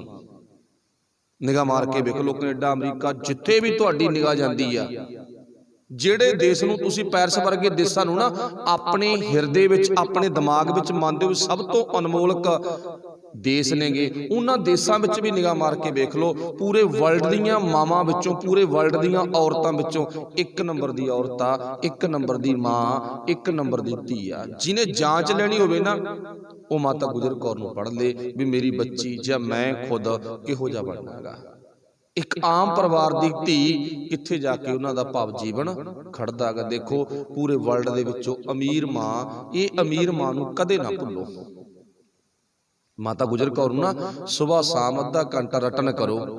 चलो चाहे साडे गुरबाणी दे मुताबक किसी दा नाम रटन करना गलत आगा, पर असीं जरूर शुकराना करिए, धन माता गुजर कौर, धन माता गुजर कौर। एहसास करिए वाकई वो साडी मां गी जिहड़ी पूरी दुनिया चों अमीर आ। जिन्हां दी मां माता गुजर कौर आ ना, उन्हां नूं इउं मान लो भी सारी दुनिया दी खुशी मिल गई। जिन्हां दी मां, हुण इत्थे सिखो आपां थोड़ा जिहा वेखना पऊगा, साडी सचमुची मां माता गुजर कौर आ। जे तां असीं हिंदू मत जन्मे तां वैसे तां उन्हां दी भी मां गी, पर वो मनदे नहीं। पर आपां खुद ये बड़े भागां वाले मन्नीए, साडा जन्म मुसलमान परिवार च नहीं, यहूदियां दे परिवार च नहीं, साडा जन्म हिंदुआं दे परिवार च नहीं, साडा जन्म सिखां दे घर विच होया ना। इस करके साडी मां दादी ना गुजर कौर आ, सानूं सुभाग मिलिया, साडे बड़े भाग नेगे। चलो अगली गल, हुण धन गुरु तेग बहादुर महाराज ते माता गुजर कौर दोनों का आपसी विआह होया। छोटी उम्र कोई बहुती वड्डी नहीं। सतगुरु गुरु हरगोबिंद साहब महाराज जी दे नाल करतारपुर दी जंग विच गुरु तेग बहादुर महाराज जी ने जौहर विखाई। माता नानकी ते माता गुजर कौर, असी उस टाइम ते माता दा नाम लफ्ज उच्चारण करदे हो, असी उत्थे कोई पत्नी वाला जिक्र नहीं करनागा। दोवें जणियां नूं सस अपने पुੱਤ नूं, माता गुजर कौर अपने पति नूं जंग दे विच जूझदियां वेख रहीआं ने। ब्याह होए नूं थोड़ा वक्त होया, जंग विच जूझ रहागा। माता नानकी ने सुभाविक ही कह दिता, जाओ एक सेवादार भेजिया भी कह दो मेरे पुੱਤ नूं तू रहण दे, वापस मुड़िया बथेरे ने जंग करन वाले, तू आ जा मुड़िया। ते गुरु तेग बहादुर महाराज जी का जवाब सी, की जवाब सी? कहंदा जंग दे विच मनुख दो रूपां च वापस परतदा। जंग दे विच मनुख दो रूपां दे विच वापस परदा, जां तां जंग जित के ते जां शहीद हो के। हुण आ गल गुरु तेग बहादुर महाराज ने कही है सेवादार नूं, ते आके सुनिहा माता नानकी ते माता गुजर कौर नूं दिंदा। एक पासे मां जिहदे दिल दा टुकड़ा, दूजे पासे भी रिश्ता बनिया हुआ ना कोई जिहदा पति आ, ਤੇ ਹੁਣ ਚੇਤਾ ਰੱਖਿਓ, ਆ ਕੇ ਜਦੋਂ ਸੁਨੇਹਾ ਦਿੱਤਾ ਨਾ ਤੇ ਮਾਤਾ ਗੁਜਰ ਕੌਰ ਦਾ ਵਿਆਹ ਹੋਏ ਨੂੰ ਥੋੜਾ ਵਕਤ ਹੋਇਆ, ਮੱਥੇ ਵੱਟ ਨਹੀਂ ਪਾਇਆ ਵੀ ਇਹ ਕੀ ਬੋਲਦਾ। ਤੇ ਆਪਾਂ ਖੁਦ ਅੰਦਾਜ਼ਾ ਲਾ ਕੇ ਵੇਖੋ, ਜੇ ਸਾਡੇ ਘਰ ਦੇ ਵਿੱਚ ਕੋਈ ਅਜਿਹਾ ਮਾਹੌਲ ਹੋਵੇ ਤੇ ਆਪਾਂ ਰੋਕਦੇ ਆ ਵੀ ਨਾ ਭਾਈ, ਬਿਨਾਂ ਗਜਾ ਤੋਂ ਬਿਨਾਂ ਗੱਲਬਾਤ ਤੋਂ ਕੱਟੇ ਵੱਢੇ ਜਾਓਗੇ, ਮਰ ਜਾਓਗੇ, ਕੀ ਨਿਕਲੂਗਾ। ਪਰ ਨਹੀਂ, ਮੱਥੇ ਵੱਟ ਨਹੀਂ ਹੈ। ਮਤਲਬ ਉਸ ਜੰਗ ਦੇ ਦੌਰਾਨ ਹੀ ਧੰਨ ਗੁਰੂ ਹਰਗੋਬਿੰਦ ਸਾਹਿਬ ਮਹਾਰਾਜ ਜੀ ਨੇ ਗੁਰੂ ਤੇਗ ਬਹਾਦਰ ਮਹਾਰਾਜ ਜੀ ਨੂੰ ਤੇਗ ਬਹਾਦਰ ਦਾ ਤੁਖੱਲਸ ਦਿੱਤਾ ਸੀ। ਪਹਿਲਾ ਨਾਮ ਜੋ ਸਾਡੇ ਸਰੋਤ ਦੱਸਦੇ ਨੇ ਤਿਆਗ ਮੱਲ ਸੀ, ਪਰ ਅੱਜ ਤਿਆਗ ਮੱਲ ਤੋਂ ਤੇਗ ਬਹਾਦਰ ਦਾ ਤੁਖੱਲਸ, ਤੇਗ ਬਹਾਦਰ ਦਾ ਨਾਮ ਗੁਰੂ ਹਰਗੋਬਿੰਦ ਸਾਹਿਬ ਮਹਾਰਾਜ ਜੀ ਨੇ ਆਪਣੇ ਪੁੱਤ ਦੀ ਝੋਲੀ ਵਿੱਚ ਪਾਇਆ ਸੀ। ਇੱਕ ਰੁਮਾਲ ਤੇ ਇੱਕ ਕਿਰਪਾਨ। ਖੁਸ਼ੀ ਦੇ ਵਿੱਚ ਆਪਣੇ ਪੁੱਤ ਦੇ ਜੋਹਰ ਵੇਖ ਕੇ ਧੰਨ ਗੁਰੂ ਹਰਗੋਬਿੰਦ ਸਾਹਿਬ ਮਹਾਰਾਜ ਨੇ ਭੇਟ ਕੀਤੇ ਸੀ। ਇਉਂ ਮੰਨ ਲਓ ਉਹੀ ਰੁਮਾਲ ਪੂਰੀ ਲੁਕਾਈ ਦੀ ਇੱਜ਼ਤ ਢੱਕਣ ਵਾਲਾ ਕੱਪੜਾ ਬਣਿਆ, ਜਿਹਨੂੰ ਆਪਾਂ ਚਲੋ ਮੰਨ ਲਓ ਪੂਰੀ ਮਨੁੱਖਤਾ ਦੀ ਇੱਜ਼ਤ ਢੱਕੀ ਹੈ, ਪਰ ਉਹ ਗੱਲ ਹਿੰਦੂਆਂ ਨਾਲ ਜੁੜ ਗਈ। ਉਹ ਸਾਡੇ ਜੀਵਨ ਦੀ ਕਮਜ਼ੋਰੀ ਕਹਿ ਲਓ, ਅਸੀਂ ਜੋੜਨ ਦੇ ਲਈ ਉਹਨਾਂ ਨੂੰ ਵਕਤ ਦੇ ਦਿੱਤਾ। ਹਿੰਦੂਆਂ ਦੀ ਗੱਲ ਕਿਵੇਂ ਜੁੜ ਗਈ? ਹਿੰਦ ਦੀ ਚਾਦਰ। ਪਰ ਇੱਥੇ ਗੱਲ ਹਿੰਦੁਸਤਾਨ ਦੀ ਆ, ਪੂਰੇ ਹਿੰਦੁਸਤਾਨ ਦੀ ਚਾਦਰ। ਉਹ ਰੁਮਾਲ ਜਿਹੜਾ 6ਵੇਂ ਪਾਤਸ਼ਾਹ ਨੇ ਦਿੱਤਾ ਨਾ, ਉਹ ਜਾ ਕੇ ਬਣਦਾ ਹੈਗਾ। ਤੇ ਜਿਹੜੀ ਕਿਰਪਾਨ ਗੁਰੂ ਸਾਹਿਬ ਨੂੰ ਬਖਸ਼ਿਸ਼ ਕੀਤੀ ਆ, ਇਹਨੇ ਵੀ ਜਾ ਕੇ ਬਹੁਤ ਵੱਡੀ ਅੱਗੇ ਕੁਰਬਾਨੀ ਕੀਤੀ ਆ। ਉਹ ਕਿਹੜੀ ਕੁਰਬਾਨੀ, ਉਹ ਅਗਲੀਆਂ ਲੈਣਾ ਵਿੱਚ ਆਵੇਗੀ। ਇੱਥੇ ਧੰਨ ਗੁਰੂ ਹਰਗੋਬਿੰਦ ਸਾਹਿਬ ਮਹਾਰਾਜ ਜੀ ਨੇ ਆਪਣੇ ਪੁੱਤ ਨੂੰ ਸ਼ਾਬਾਸ਼ੀ ਦਿੱਤੀ ਹੈ, ਬਖਸ਼ਿਸ਼ ਕੀਤੀ ਆ। ਇਸ ਤੋਂ ਬਾਅਦ ਆਪਾਂ ਨੂੰ ਪਤਾ ਧੰਨ ਗੁਰੂ ਤੇਗ ਬਹਾਦਰ ਮਹਾਰਾਜ ਜੀ ਥੋੜੇ ਜਿਹੇ ਉਪਰਾਮ ਰਹਿੰਦੇ ਨੇ ਆਪਣੀ ਜ਼ਿੰਦਗੀ ਦੇ ਵਿੱਚ। ਵਿਸ਼ੇਸ਼ ਤੌਰ ਤੇ ਅਲੱਗ ਜਿਹੇ ਰਹਿੰਦੇ ਨੇ, ਅਲੱਗ ਜਿਹੀ ਬਿਰਤੀ ਬਣ ਗਈ। ਕੁਝ ਸੋਚਣ ਵਾਲੀ ਬਿਰਤੀ, ਸਮਝਣ ਵਾਲੀ ਬਿਰਤੀ, ਚੁੱਪ ਰਹਿਣ ਵਾਲੀ ਬਿਰਤੀ, ਇਦਾਂ ਦਾ ਸੁਭਾਅ ਆ। ਜੋ ਦੱਸਿਆ ਜਾਂਦਾ, ਸਤਿਗੁਰੂ ਪਾਤਸ਼ਾਹ ਜੀ ਕੀਰਤਪੁਰ ਸਾਹਿਬ ਪਹੁੰਚਦੇ ਨੇ। ਕੀਰਤਪੁਰ ਸਾਹਿਬ ਕੁਝ ਟਾਈਮ ਦੇ ਲਈ ਟਿਕੇ ਨੇ ਤੇ ਧੰਨ ਗੁਰੂ ਹਰਗੋਬਿੰਦ ਸਾਹਿਬ ਮਹਾਰਾਜ ਜੀ ਨੇ ਕੀਰਤਪੁਰ ਸਾਹਿਬ ਧੰਨ ਗੁਰੂ ਹਰਰਾਏ ਸਾਹਿਬ ਮਹਾਰਾਜ ਜੀ ਨੂੰ ਗੁਰਤਾ ਗੱਦੀ ਦੇ ਵਾਰਸ ਬਣਾ ਦਿੱਤਾ। ਆਪਣੇ ਪੋਤੇ ਨੂੰ। ਹੁਣ ਧੰਨ ਗੁਰੂ ਹਰਰਾਏ ਸਾਹਿਬ ਮਹਾਰਾਜ ਜੀ ਸਾਡੇ 7ਵੇਂ ਗੁਰੂ ਨੇ ਤੇ 6ਵੇਂ ਪਾਤਸ਼ਾਹ ਦੇ ਨਾਲ 7ਵੇਂ ਪਾਤਸ਼ਾਹ ਦਾ ਰਿਸ਼ਤਾ ਕੀ ਆ? ਦਾਦੇ ਪੋਤੇ ਵਾਲਾ। ਤੇ ਗੁਰੂ ਹਰਗੋਬਿੰਦ ਸਾਹਿਬ ਮਹਾਰਾਜ ਜੀ ਦਾ ਵੱਡਾ ਪੁੱਤ ਉਹ ਭਾਈ ਗੁਰਦਿੱਤਾ ਜੀ ਹੈ, ਬਾਬਾ ਗੁਰਦਿੱਤਾ ਜੀ। ਤੇ ਬਾਬਾ ਗੁਰਦਿੱਤਾ ਜੀ ਦਾ ਪੁੱਤਰ ਹਰਰਾਏ ਆ। ਹਰਰਾਏ ਦਾ ਭਰਾ ਗਾ ਧੀਰਮਲ, ਜਿਹਨੇ ਵਿਰੋਧ ਵੀ ਬਹੁਤ ਜ਼ਿਆਦਾ ਕੀਤਾ। ਅੱਜ ਉਹਨਾਂ ਦੀ ਗੱਦੀ ਚੱਲਦੀ ਆ। ਵੈਸੇ ਸਾਨੂੰ ਗੁਰਮਤ ਦੇ ਅਨੁਸਾਰ ਧੀਰ ਮੱਲੀਆਂ ਨੂੰ ਪੂਜਣ ਦੀ ਮਨਾਹੀ ਆ। ਉਹਨਾਂ ਨਾਲ ਸਾਡਾ ਰਾਬਤਾ ਜਿਹੜਾ ਹੈ ਉਹ ਨਹੀਂ ਹੋਣਾ ਚਾਹੀਦਾ। ਵਾਕਾਇਦਾ ਰਹਿਤ ਮਰਜ਼ਾਦਾ ਵਿੱਚ ਹੀ ਲਿਖਿਆ ਗਿਆ। ਉਹ ਕਿਉਂ ਨਹੀਂ ਹੋਣਾ ਚਾਹੀਦਾ? ਕਿਉਂਕਿ ਇਹ ਉਹੀ ਗੱਦੀ ਆ ਜਿਨ੍ਹਾਂ ਨੇ 9ਵੇਂ ਪਾਤਸ਼ਾਹ ਤੇ ਗੋਲੀਆਂ ਚਲਾਈਆਂ ਸੀ। ਤੇ ਜਿਹੜਾ ਪਿਓ ਤੇ ਗੋਲੀ ਚਲਾਵੇ ਉਹ ਸਾਡਾ ਕੀ ਲੱਗਦਾ? ਇਸ ਕਰਕੇ ਸਾਡੀ ਅਣਭੋਲਤਾ, ਅਣਜਾਣਪੁਣਾ ਅੱਜ ਉਹਨਾਂ ਨੂੰ ਪੂਜੀ ਜਾ ਰਿਹਾ ਹੈਗਾ। ਸਾਨੂੰ ਨਹੀਂ ਪੂਜਣੇ ਚਾਹੀਦੇਗੇ। ਚਲੋ ਅੱਗੇ ਜਾ ਕੇ ਉਹ ਵਿਚਾਰ ਆਵੇਗੀ। ਇੱਥੇ ਸਤਿਗੁਰੂ ਪਾਤਸ਼ਾਹ ਜੀ ਕੀਰਤਪੁਰ ਸਾਹਿਬ ਤੋਂ ਮਾਤਾ ਨਾਨਕੀ ਤੇ ਮਾਤਾ ਗੁਜਰ ਕੌਰ ਗੁਰੂ ਤੇਗ ਬਹਾਦਰ ਮਹਾਰਾਜ ਬਕਾਲੇ ਦੀ ਧਰਤੀ ਤੇ ਆਵੜੇ। ਬਕਾਲੇ ਦੀ ਧਰਤੀ ਤੇ ਰਹਿਣਾ ਸ਼ੁਰੂ ਕਰ ਦਿੱਤਾ। ਬਕਾਲੇ ਧੰਨ ਗੁਰੂ ਤੇਗ ਬਹਾਦਰ ਮਹਾਰਾਜ ਜੀ ਦੇ ਨਾਨਕੇ ਨੇ ਤੇ ਬਕਾਲੇ ਦੀ ਧਰਤੀ ਤੇ ਹੀ ਸਤਿਗੁਰੂ ਗੁਰੂ ਤੇਗ ਬਹਾਦਰ ਮਹਾਰਾਜ ਜੀ ਨੂੰ ਜਿਹੜੀ ਪੱਤਰਕਾਨਾ ਜਿਹੜਾ ਸੁਨੇਹਾ ਗਾ ਦਿੱਲੀ ਦੇ ਵਿੱਚੋਂ ਆ ਕੇ ਮਿਲਦਾ ਗਾ 1664 ਦੇ ਵਿੱਚ। ਗੁਰਦੇਵ ਪਾਤਸ਼ਾਹ ਧੰਨ ਗੁਰੂ ਹਰਕ੍ਰਿਸ਼ਨ ਸਾਹਿਬ ਮਹਾਰਾਜ ਜੀ ਨੂੰ 7ਵੇਂ ਪਾਤਸ਼ਾਹ ਨੇ ਗੁਰਤਾ ਗੱਦੀ ਦਿੱਤੀ ਤੇ ਆਪਣੇ ਉੱਥੇ ਵੱਡੇ ਪੁੱਤ ਨੂੰ ਪਹਿਲਾਂ ਦਿੱਲੀ ਦੇ ਵਿੱਚ ਘੱਲਿਆ ਗਾ ਵੀ ਜਾ ਕੇ ਤੈਂ ਔਰੰਗਜ਼ੇਬ ਦੇ ਨਾਲ ਵਿਚਾਰ ਕਰਨੀ ਆ, ਉਹਨਾਂ ਨੂੰ ਸਮਝਾਉਣਾ ਗਾ। ਜਿਵੇਂ ਅੱਜ ਲੋਕ ਦਿੱਲੀ ਵਿੱਚ ਬੈਠੇ ਨੇ, ਦਿੱਲੀ ਨਾਲ ਬੜੇ ਲੰਬੇ ਟਾਈਮ ਤੋਂ ਵਿਰੋਧ ਆ। ਇਹ ਪੰਗੇ ਬੜੇ ਲੈਂਦੀ ਆ ਤੇ ਪਰ ਹਾਰ ਜਾਂਦੀ ਆ। ਤੇ ਹੁਣ ਇੱਥੇ ਧੰਨ ਗੁਰੂ ਹਰਰਾਏ ਸਾਹਿਬ ਮਹਾਰਾਜ ਜੀ ਨੇ ਆਪਣੇ ਪੁੱਤਰ ਨੂੰ, ਵੱਡੇ ਪੁੱਤਰ ਨੂੰ ਭੇਜਿਆਗਾ, ਪਰ ਕਿਹਾ ਕਿ ਸੀ ਨਾਨਕ ਤੁਹਾਡੀ ਰੱਖਿਆ ਕਰੇਗਾ। ਪਰ ਉਸ ਨੇ ਇਉਂ ਮੰਨ ਲਓ ਆਪਣੇ ਗੁਰੂ ਪਿਤਾ ਦੇ ਬਚਨਾਂ ਤੇ ਭਰੋਸਾ ਨਹੀਂ ਕੀਤਾ, ਵਿਸ਼ਵਾਸ ਨਹੀਂ ਕੀਤਾ।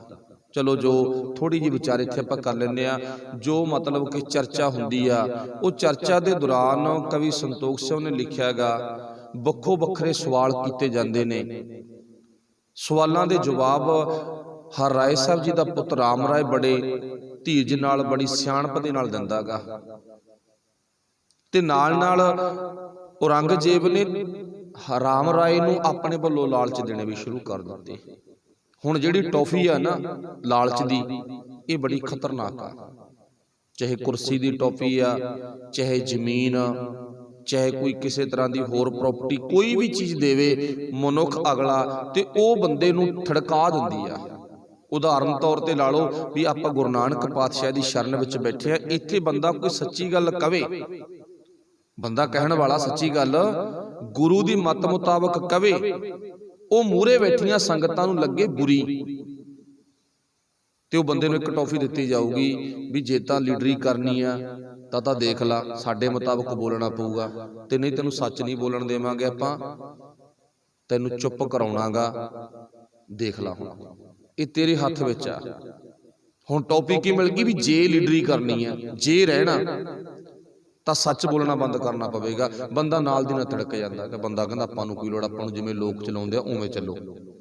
आह गल बन गई ना, टॉफी किहड़ी मिल गई, वो मिल गई आपां नूं लीडरी दी, भी जे लीडरी करनी है तो झूठ बोलना पऊ, साडे मुताबक बोलना पऊगा।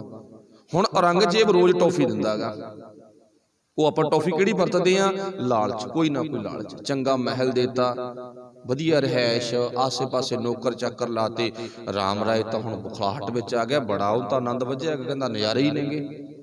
चलदा चलदा अज गल, अज सवाल सभा दे विच इह बन गया भी गुरु नानक साहब ने आसा दी वार विच मुसलमान दी निखेधी कीती आ, उहदे बारे तुहाडा की विचार आ? हुण जिहनूं अज तक खाण पीण रहन सहन नूं वधिया मिल रहा गा, वो हुण अपने पैर कहाड़ा क्यों मारू बई? ये तो धन गुरु गोबिंद सिंह महाराज, गुरु नानक साहब महाराज, रब्बी रूहां गुरु हर राय साहब, गुरु हरकृष्ण साहब, गुरु तेग बहादुर महाराज वर्गियां रूहां ने जिहड़ियां सच बोलदियां, जाबर नूं बाबर नूं जाबर कहंदियां ने। ਇਹਦਾ गुरु गोबिंद सिंह महाराज के हिस्से सेवा आई आ, जिन्हां ने अपना बकायदा जफरनामे दे विच लिखिया, तू औरंगजेब नहीं, तू तां कंगाल आ, तू तां एक शाही तख्त नूं दाग लग्या होयागा। औरंगजेब दा अर्थ हुंदा तख्त दा शिंगार, तू तख्त दा शिंगार थोड़ी आ, तू तां तख्त नूं दाग लाई बैठांगा, दाग लग्या पिया तेरा तां, तू तां मैला होया पियागा। किसे नूं मैला कहना ये आम गल नहीं, बहुत खास गल आ। किसे नूं कह के वेखो तू इज्जत पक्षों हौला, अगला संगी फड़ लूगा, तू मेरा की माड़ा देखियागा, तू चोर आ, तू ठग आ, तू धाड़वी आ, कह के वेखो किसे नूं अगला नहीं कहाऊगा, ना ना ना, अगला थोड़ी कहाऊगा। पर गुरु दे हिस्से ये सेवा आई आ, जिहदे विच कोई औगण आ उहनूं कहा। पर इत्थे जदों अज सवाल होया ना राम राय नूं, गुरु नानक साहब ने मुसलमान दी निखेधी कीती आ, कदे यही सवाल अकबर दे दरबार विच भी हुंदा, बाबा जेठा जी अगे, ते उत्थे तां कमाल आ ना, बाबा जेठा जी ने बहुत सोहणे ढंग दे नाल बयानबाजी कीती है, बहुत सोहणे ढंग दे नाल गुरबाणी दे अर्थ कीते ने। अब्बल अल्लाह नूर पाया कुदरत के सब बंदे, जे अल्लाह दी गल कीती है ना, उत्थे ये गल कीती है कुदरत दे बंदे ने सारे। असीं नहीं मानदे भी आ कोई खास मुसलमान आ कोई खास हिंदू आ, इहदी कोई विशेषता की ना, गुरु नानक दी मत मुताबक सब एक ने। उत्थे बड़े सोहणे ढंग नाल बयानबाजी कीती है ना, कहंदे नहीं जी इन्हां ने तां हुक्मनामा ना गुरबाणी गलत पढ़ के सुनाती, दुबारे प्रकाश करवाओ पोथी। फिर की हुक्म जग अर्ज गुफ्तम पेश तो दरगोश कुन करतार, हक्का कबीर करीम तू बे अरब परवदगार। फिर गुरु साहब जी ने उत्थे तलंग राग दे विचों हुक्मनामा साहब सुनाया, उहदी व्याख्या कीती बड़े सोहणे ढंग दे नाल, सब मैं जोत जोत है सोए। पर इत्थे राम राय ते बहुत बड़ा प्रश्न पै गया। हुण राम राय सोची पै गया भी करिए ते की करिए। हुण गल कित्थे पहुंच गई भी जे तां तू बोलेगा सच बाबे नानक दी बाणी दे मुताबक, फिर तां अज गड़बड़ हो जूगी, फिर तां तेरी अज लीडरी है ना चौधरा जिहड़ी तेरी खुस जू, हो सकदा सजा भी मिल जे। विपता च पै गया ना। हुण मान लो जिहड़ा साडा मन आ ना, दिमाग आ जिहड़ा, ये फैसले होर दिंदा ਜਿਹੜੀ ਸਾਡੀ ਰੂਹ ਆ ਗਈ ਇਹ ਫੈਸਲੇ ਹੋਰ ਦਿੰਦੀ ਆ। ਜਿਹੜਾ ਰੂਹ ਚੋਂ ਫੈਸਲਾ ਆਵੇ ਉਹ ਸਹੀ ਹੁੰਦਾ, ਤੇ ਜਿਹੜਾ ਮਨ ਚੋਂ ਫੈਸਲਾ ਆਵੇ ਨਾ ਸਹੀ ਉਹ ਵੀ ਹੁੰਦਾ, ਪਰ ਉਹ ਕਿਤੇ ਨਾ ਕਿਤੇ ਜਾ ਕੇ ਜ਼ਰੂਰ ਗਲਤ ਹੋ ਜਾਂਦਾ। ਹੁਣ ਰਾਮ ਰਾਏ ਦੇ ਮਨ ਨੇ ਫੈਸਲਾ ਲੈ ਲਿਆ, ਕਹਿੰਦਾ ਰਹਿਣ ਦੇ, ਕੁਛ ਨਹੀਂ ਹੁੰਦਾ, ਕਿਹੜਾ ਕੋਈ ਦੇਖਦਾ, ਕਿਹੜਾ ਕੋਈ ਸੁਣਦਾ, ਕਿਹੜਾ ਕੋਈ ਆਪਾਂ ਨੂੰ ਕੁਛ ਕਹੂਗਾ। ਆਪਾਂ ਨੂੰ ਨੁਮਾਇੰਦੇ ਬਣਾ ਕੇ ਭੇਜਿਆ, ਗੁਰੂ ਦੇ ਆਪਾਂ ਪੁੱਤਾਂ, ਗੁਰੂ ਦੇ ਪੁੱਤਾਂ ਨਾ, ਆਪਾਂ ਨੂੰ ਨੁਮਾਇੰਦੇ ਬਣਾ ਕੇ ਭੇਜਿਆਗਾ, ਚੱਲੂ ਤਾਂ ਆਪਣੀ, ਤੇ ਆਪਾਂ ਕੁਛ ਨਹੀਂ ਹੁੰਦਾ, ਇੱਥੇ ਲਫ਼ਜ਼ ਬਦਲ ਦਿੰਦੇ ਆ, ਕੀ ਫਰਕ ਪੈਂਦਾ। ਆਪਣੇ ਮਨ ਦੇ ਨਾਲ ਹੀ ਖਿਆਲ ਬਣਾ ਲਿਆ। ਹੁਣ ਬਚਨ ਕੀ ਆ, ਮਿੱਟੀ ਮੁਸਲਮਾਨ ਕੀ, ਪੇੜੇ ਪਈ ਘੁਮਿਆਰ, ਘੜ ਭਾਂਡੇ ਇੱਟਾ ਕੀਆ, ਜਲਦੀ ਕਰੇ ਪੁਕਾਰ, ਜਲ ਜਲ ਰੋਵੇ ਬੱਪੜੀ, ਝੜ ਝੜ ਪਵੇ ਅੰਗਿਆਰ। ਹੁਣ ਬਚਨ ਤਾਂ ਇਹ ਆ ਨਾ, ਮਿੱਟੀ ਮੁਸਲਮਾਨ ਕੀ। ਆਸਾ ਦੀ ਵਾਰ ਜਿਨ੍ਹਾਂ ਨੇ ਪੜ੍ਹੀ ਆ ਸੁਣੀ ਆ, ਇਹ ਜ਼ਰੂਰ ਤੁਹਾਨੂੰ ਪਾਵਨ ਸ਼ਬਦ ਪੜ੍ਹਨ ਦੇ ਲਈ ਸੁਣਨ ਦੇ ਲਈ ਮਿਲਦਾਗਾ। ਹੁਣ ਉੱਥੇ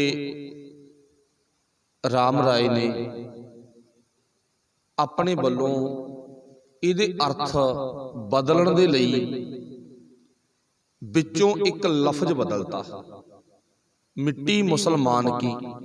ਜੇ ਮੈਂ ਕਹੂੰਗਾ ਇਹਨਾਂ ਦੀ ਜਾਤ ਆ, ਇਹਨਾਂ ਦੀ ਜਾਤ ਆ ਨਾ, ਜਦੋਂ ਇਹਨਾਂ ਦੀ ਜਾਤ ਦਾ ਨਾਮ ਆਵੇਗਾ ਤੇ ਮੇਰੇ ਨਾਲ ਗੁੱਸੇ ਹੋ ਜਾਣਗੇ, ਫਿਰ ਗੜਬੜ ਹੋ ਜੂਗੀ, ਤੇ ਆਪਾਂ ਇੱਥੇ ਲਫ਼ਜ਼ ਬਦਲ ਦੇ, ਆਪਣੇ ਵੱਲੋਂ ਬਦਲ ਦਿੱਤਾ। ਮਿੱਟੀ ਮੁਸਲਮਾਨ ਕੀ ਦੀ ਥਾਂ ਤੇ ਮਿੱਟੀ ਬੇਈਮਾਨ ਕੀ ਕਹਿ ਦਿੱਤਾ। ਮਿੱਟੀ ਬੇਈਮਾਨ ਕੀ, ਪੇੜੇ ਪਈ ਘੁਮਿਆਰ। ਚੱਲ ਜਿਹੜੇ ਉਹਦੇ ਅਰਥ ਨੇ ਉਹ ਇੱਕ ਅਲੱਗ ਵਿਸ਼ਾ, ਉਹ ਹੋਰ ਕੋਈ ਸੰਦੇਸ਼ ਦੇ ਰਹੇ ਨੇ, ਸਾਨੂੰ ਸੰਕੇਤ ਦੇ ਰਹੇ ਨੇ, ਪਰ ਇੱਥੇ ਆਪਣੇ ਵੱਲੋਂ ਮੁਸਲਮਾਨ ਕਹਿਣ ਦੀ ਬਜਾਏ ਬੇਈਮਾਨ ਕਹਿ ਦਿੱਤਾ। ਕਿਉਂ? ਔਰੰਗਜ਼ੇਬ ਨੂੰ ਖੁਸ਼ ਕਰਨ ਦੇ ਲਈ, ਵੀ ਇਹ ਖੁਸ਼ ਹੋ ਜੇ, ਬਾਕੀ ਦਾ ਕੁਝ ਨਹੀਂ ਹੁੰਦਾਗਾ। ਪਰ ਇੱਕ ਨਾ ਸਾਡੇ ਸੰਸਾਰ ਦੇ ਵਿੱਚ ਮੁਹਾਵਰਾ ਬਣਿਆ ਹੋਇਆ ਹੈਗਾ, ਅਸੀਂ ਸਾਰੀ ਉਹ ਪੜ੍ਹਦੇ ਆ, ਮੇਰਾ ਰੁੱਸੇ ਨਾ ਕਲਗੀਆਂ ਵਾਲਾ, ਜੱਗ ਭਾਵੇਂ ਸਾਰਾ ਰੁੱਸ ਜੇ, ਪਰ ਇੱਥੇ ਦਾ ਚੰਦਰੇ ਨੇ ਆਪਣਾ ਕਲਗੀਆਂ ਵਾਲਾ ਰੁੱਸਾ ਲਿਆ। ਗੱਲ ਵਾਕਈ ਸਹੀ ਆ, ਕਲਗੀਆਂ ਵਾਲਾ ਨੇ ਰੁੱਸਣਾ ਚਾਹੀਦਾ, ਜੱਗ ਦਾ ਕੀ ਆ ਭਾਈ, ਇਹ ਤਾਂ ਦੁਬਾਰੇ ਠੀਕ ਹੋ ਜਾਂਦਾ ਗਾ। ਇੱਥੇ ਚੰਦਰੇ ਨੇ ਨਾ ਆਪਣਾ ਕਲਗੀਆਂ ਵਾਲਾ ਰੁਸਾਲਿਆ, ਇਉਂ ਕਹਿ ਲੋ ਨਾਨਕ ਨੂੰ ਰੁਸਾਲਿਆ। ਜਿਹੜੇ ਨਾਨਕ ਨੇ ਸਿਧਾਂਤ ਅੱਜ ਤੱਕ ਤੱਤੀ ਤਵੀ ਤੇ ਬੈਠਣਾ ਮਨਜ਼ੂਰ ਕਰ ਲਿਆ, ਪਰ ਸਿਧਾਂਤ ਸੱਚ ਦੀ ਗੱਲ ਕਰਨ ਕੰਨੋਂ ਆਪਣੀ ਜ਼ੁਬਾਨ ਬੰਦ ਨਹੀਂ ਕੀਤੀ ਗਈ। ਉਹ ਨਾਨਕ ਦੀ ਇੱਥੇ ਜਾ ਕੇ ਸ਼ਬਦਾਵਲੀ ਆ ਉਹ ਬਦਲ ਦਿੱਤੀ। ਇਹ ਸੁਨੇਹਾ ਧੰਨ ਗੁਰੂ ਹਰਿਰਾਏ ਸਾਹਿਬ ਮਹਾਰਾਜ ਤੱਕ ਪਹੁੰਚ ਗਿਆ। ਔਰੰਗਜ਼ੇਬ ਦੇ ਦਰਬਾਰੀ, ਔਰੰਗਜ਼ੇਬ ਅੱਗੇ ਜੁੜੀ ਸੰਗਤ, ਮੁਸਲਮਾਨ ਸਾਰੇ, ਉਹਨਾਂ ਨੂੰ ਤਾਂ ਖੁਸ਼ ਕਰ ਲਿਆ, ਲੋਕਾਂ ਨੂੰ ਤਾਂ ਖੁਸ਼ ਕਰ ਲਿਆ, ਪਰ ਨਾਨਕ ਨੂੰ ਰਸਾਲਿਆ। ਪਰ ਇਹ ਨਹੀਂ ਸੋਚਿਆ ਗੱਲ ਕਿੱਥੋਂ ਤੱਕ ਜਾਊਗੀ। ਆਪਣੇ ਅੰਦਰ ਹਉਮੈ ਕਰ ਬੈਠਾ, ਮਨ ਦੀ ਗੱਲ ਸੁਣ ਬੈਠਾ। ਕੀ ਸੁਣ ਬੈਠਾ? ਕੁਛ ਨਹੀਂ ਹੁੰਦਾ, ਕੌਣ ਵੇਖਦਾ, ਤੂੰ ਤਾਂ ਏਡੀ ਦੂਰ ਬੈਠਾਂਗਾ, ਤੂੰ ਗੁਰੂ ਦਾ ਪੁੱਤ ਵੀ ਆ, ਤੇ ਗੁਰੂ ਨੇ ਤੈਨੂੰ ਨੁਮਾਇੰਦਾ ਬਣਾ ਕੇ ਵੀ ਭੇਜਿਆ, ਲੀਡਰ ਬਣਾ ਕੇ ਵੀ ਭੇਜਿਆਗਾ। ਪਰ ਚੇਤਾ ਰੱਖਿਓ, ਆਪਾਂ ਹੁਣੀ ਇਹ ਗੱਲ ਕਰਕੇ ਗਏ ਆ, ਗੁਰੂ ਅੱਗੇ ਸਾਡੀਆਂ ਜ਼ਮੀਨਾਂ, ਸਾਡਾ ਪੈਸਾ, ਸਾਡੀ ਚੌਧਰ ਕੁਛ ਨਹੀਂ। ਜਦੋਂ ਮਾਲਕ ਅੱਗੇ ਸਾਡੀ ਚੌਧਰ, ਸਾਡੀ ਲੀਡਰੀ ਕੁਛ ਨਹੀਂ, ਉਹ ਇੱਕ ਮਿੰਟ 'ਚ ਹੀ ਸਭ ਕੁਝ ਖੋਹ ਲੈਂਦਾ ਹੈਗਾ, ਉਹ ਬਹੁਤਾ ਵਕਤ ਨਹੀਂ ਲਾਉਂਦਾ। ਉਹ ਇਸ ਸਾਖੀ ਤੋਂ ਸਾਨੂੰ ਸਿੱਖਿਆ ਮਿਲਦੀ ਆ। ਧੰਨ ਗੁਰੂ ਹਰਿਰਾਏ ਸਾਹਿਬ ਮਹਾਰਾਜ ਜੀ ਨੂੰ ਗੁਰੂ ਦੇ ਪਿਆਰ ਵਾਲੇ ਸਿੱਖਾਂ ਨੇ, ਦਿੱਲੀ ਵਿੱਚ ਵੀ ਸੰਗਤ ਪਿਆਰ ਵਾਲੀ ਬੈਠੀ ਹੈ ਨਾ, ਪਿਆਰ ਵਾਲੀ ਸੰਗਤ ਨੇ ਸੁਨੇਹਾ ਭੇਜ ਦਿੱਤਾ, ਸੱਚੇ ਪਾਤਸ਼ਾਹ ਮਾਫੀ ਚਾਹੁੰਦੇ ਆ, ਹੈ ਤਾਂ ਤੁਹਾਡਾ ਪੁੱਤ, ਤੁਹਾਡਾ ਨੁਮਾਇੰਦਾ ਵੀ ਆ, ਲੀਡਰ ਬਣਾ ਕੇ ਭੇਜਿਆ ਤੁਸੀਂ, ਬਖਸ਼ਿਸ਼ ਆ ਉਹਦੇ ਤੇ, ਪਰ ਗੱਲ ਆ ਗਈ, ਬਿਲਕੁਲ ਸਹੀ ਗੱਲ ਆ, ਇਹਦੇ ਵਿੱਚ ਕੋਈ ਦੋ ਰਾਵਾਂ ਨਹੀਂ ਹਨ। ਸਾਡੇ ਨਾਲ ਕੋਈ ਰਾਮ ਰਾਏ ਦਾ ਵੈਰ ਵਿਰੋਧ ਨਹੀਂ ਹੈ ਵੀ ਅਸੀਂ ਉਹਦੀ ਈਰਖਾ ਕਰਕੇ ਤਾਂ ਉਹਦੀ ਨਿਖੇਧੀ ਕਰਾਉਣ ਲਈ ਤਾਂ ਸੁਨੇਹਾ ਭੇਜਿਆਗਾ।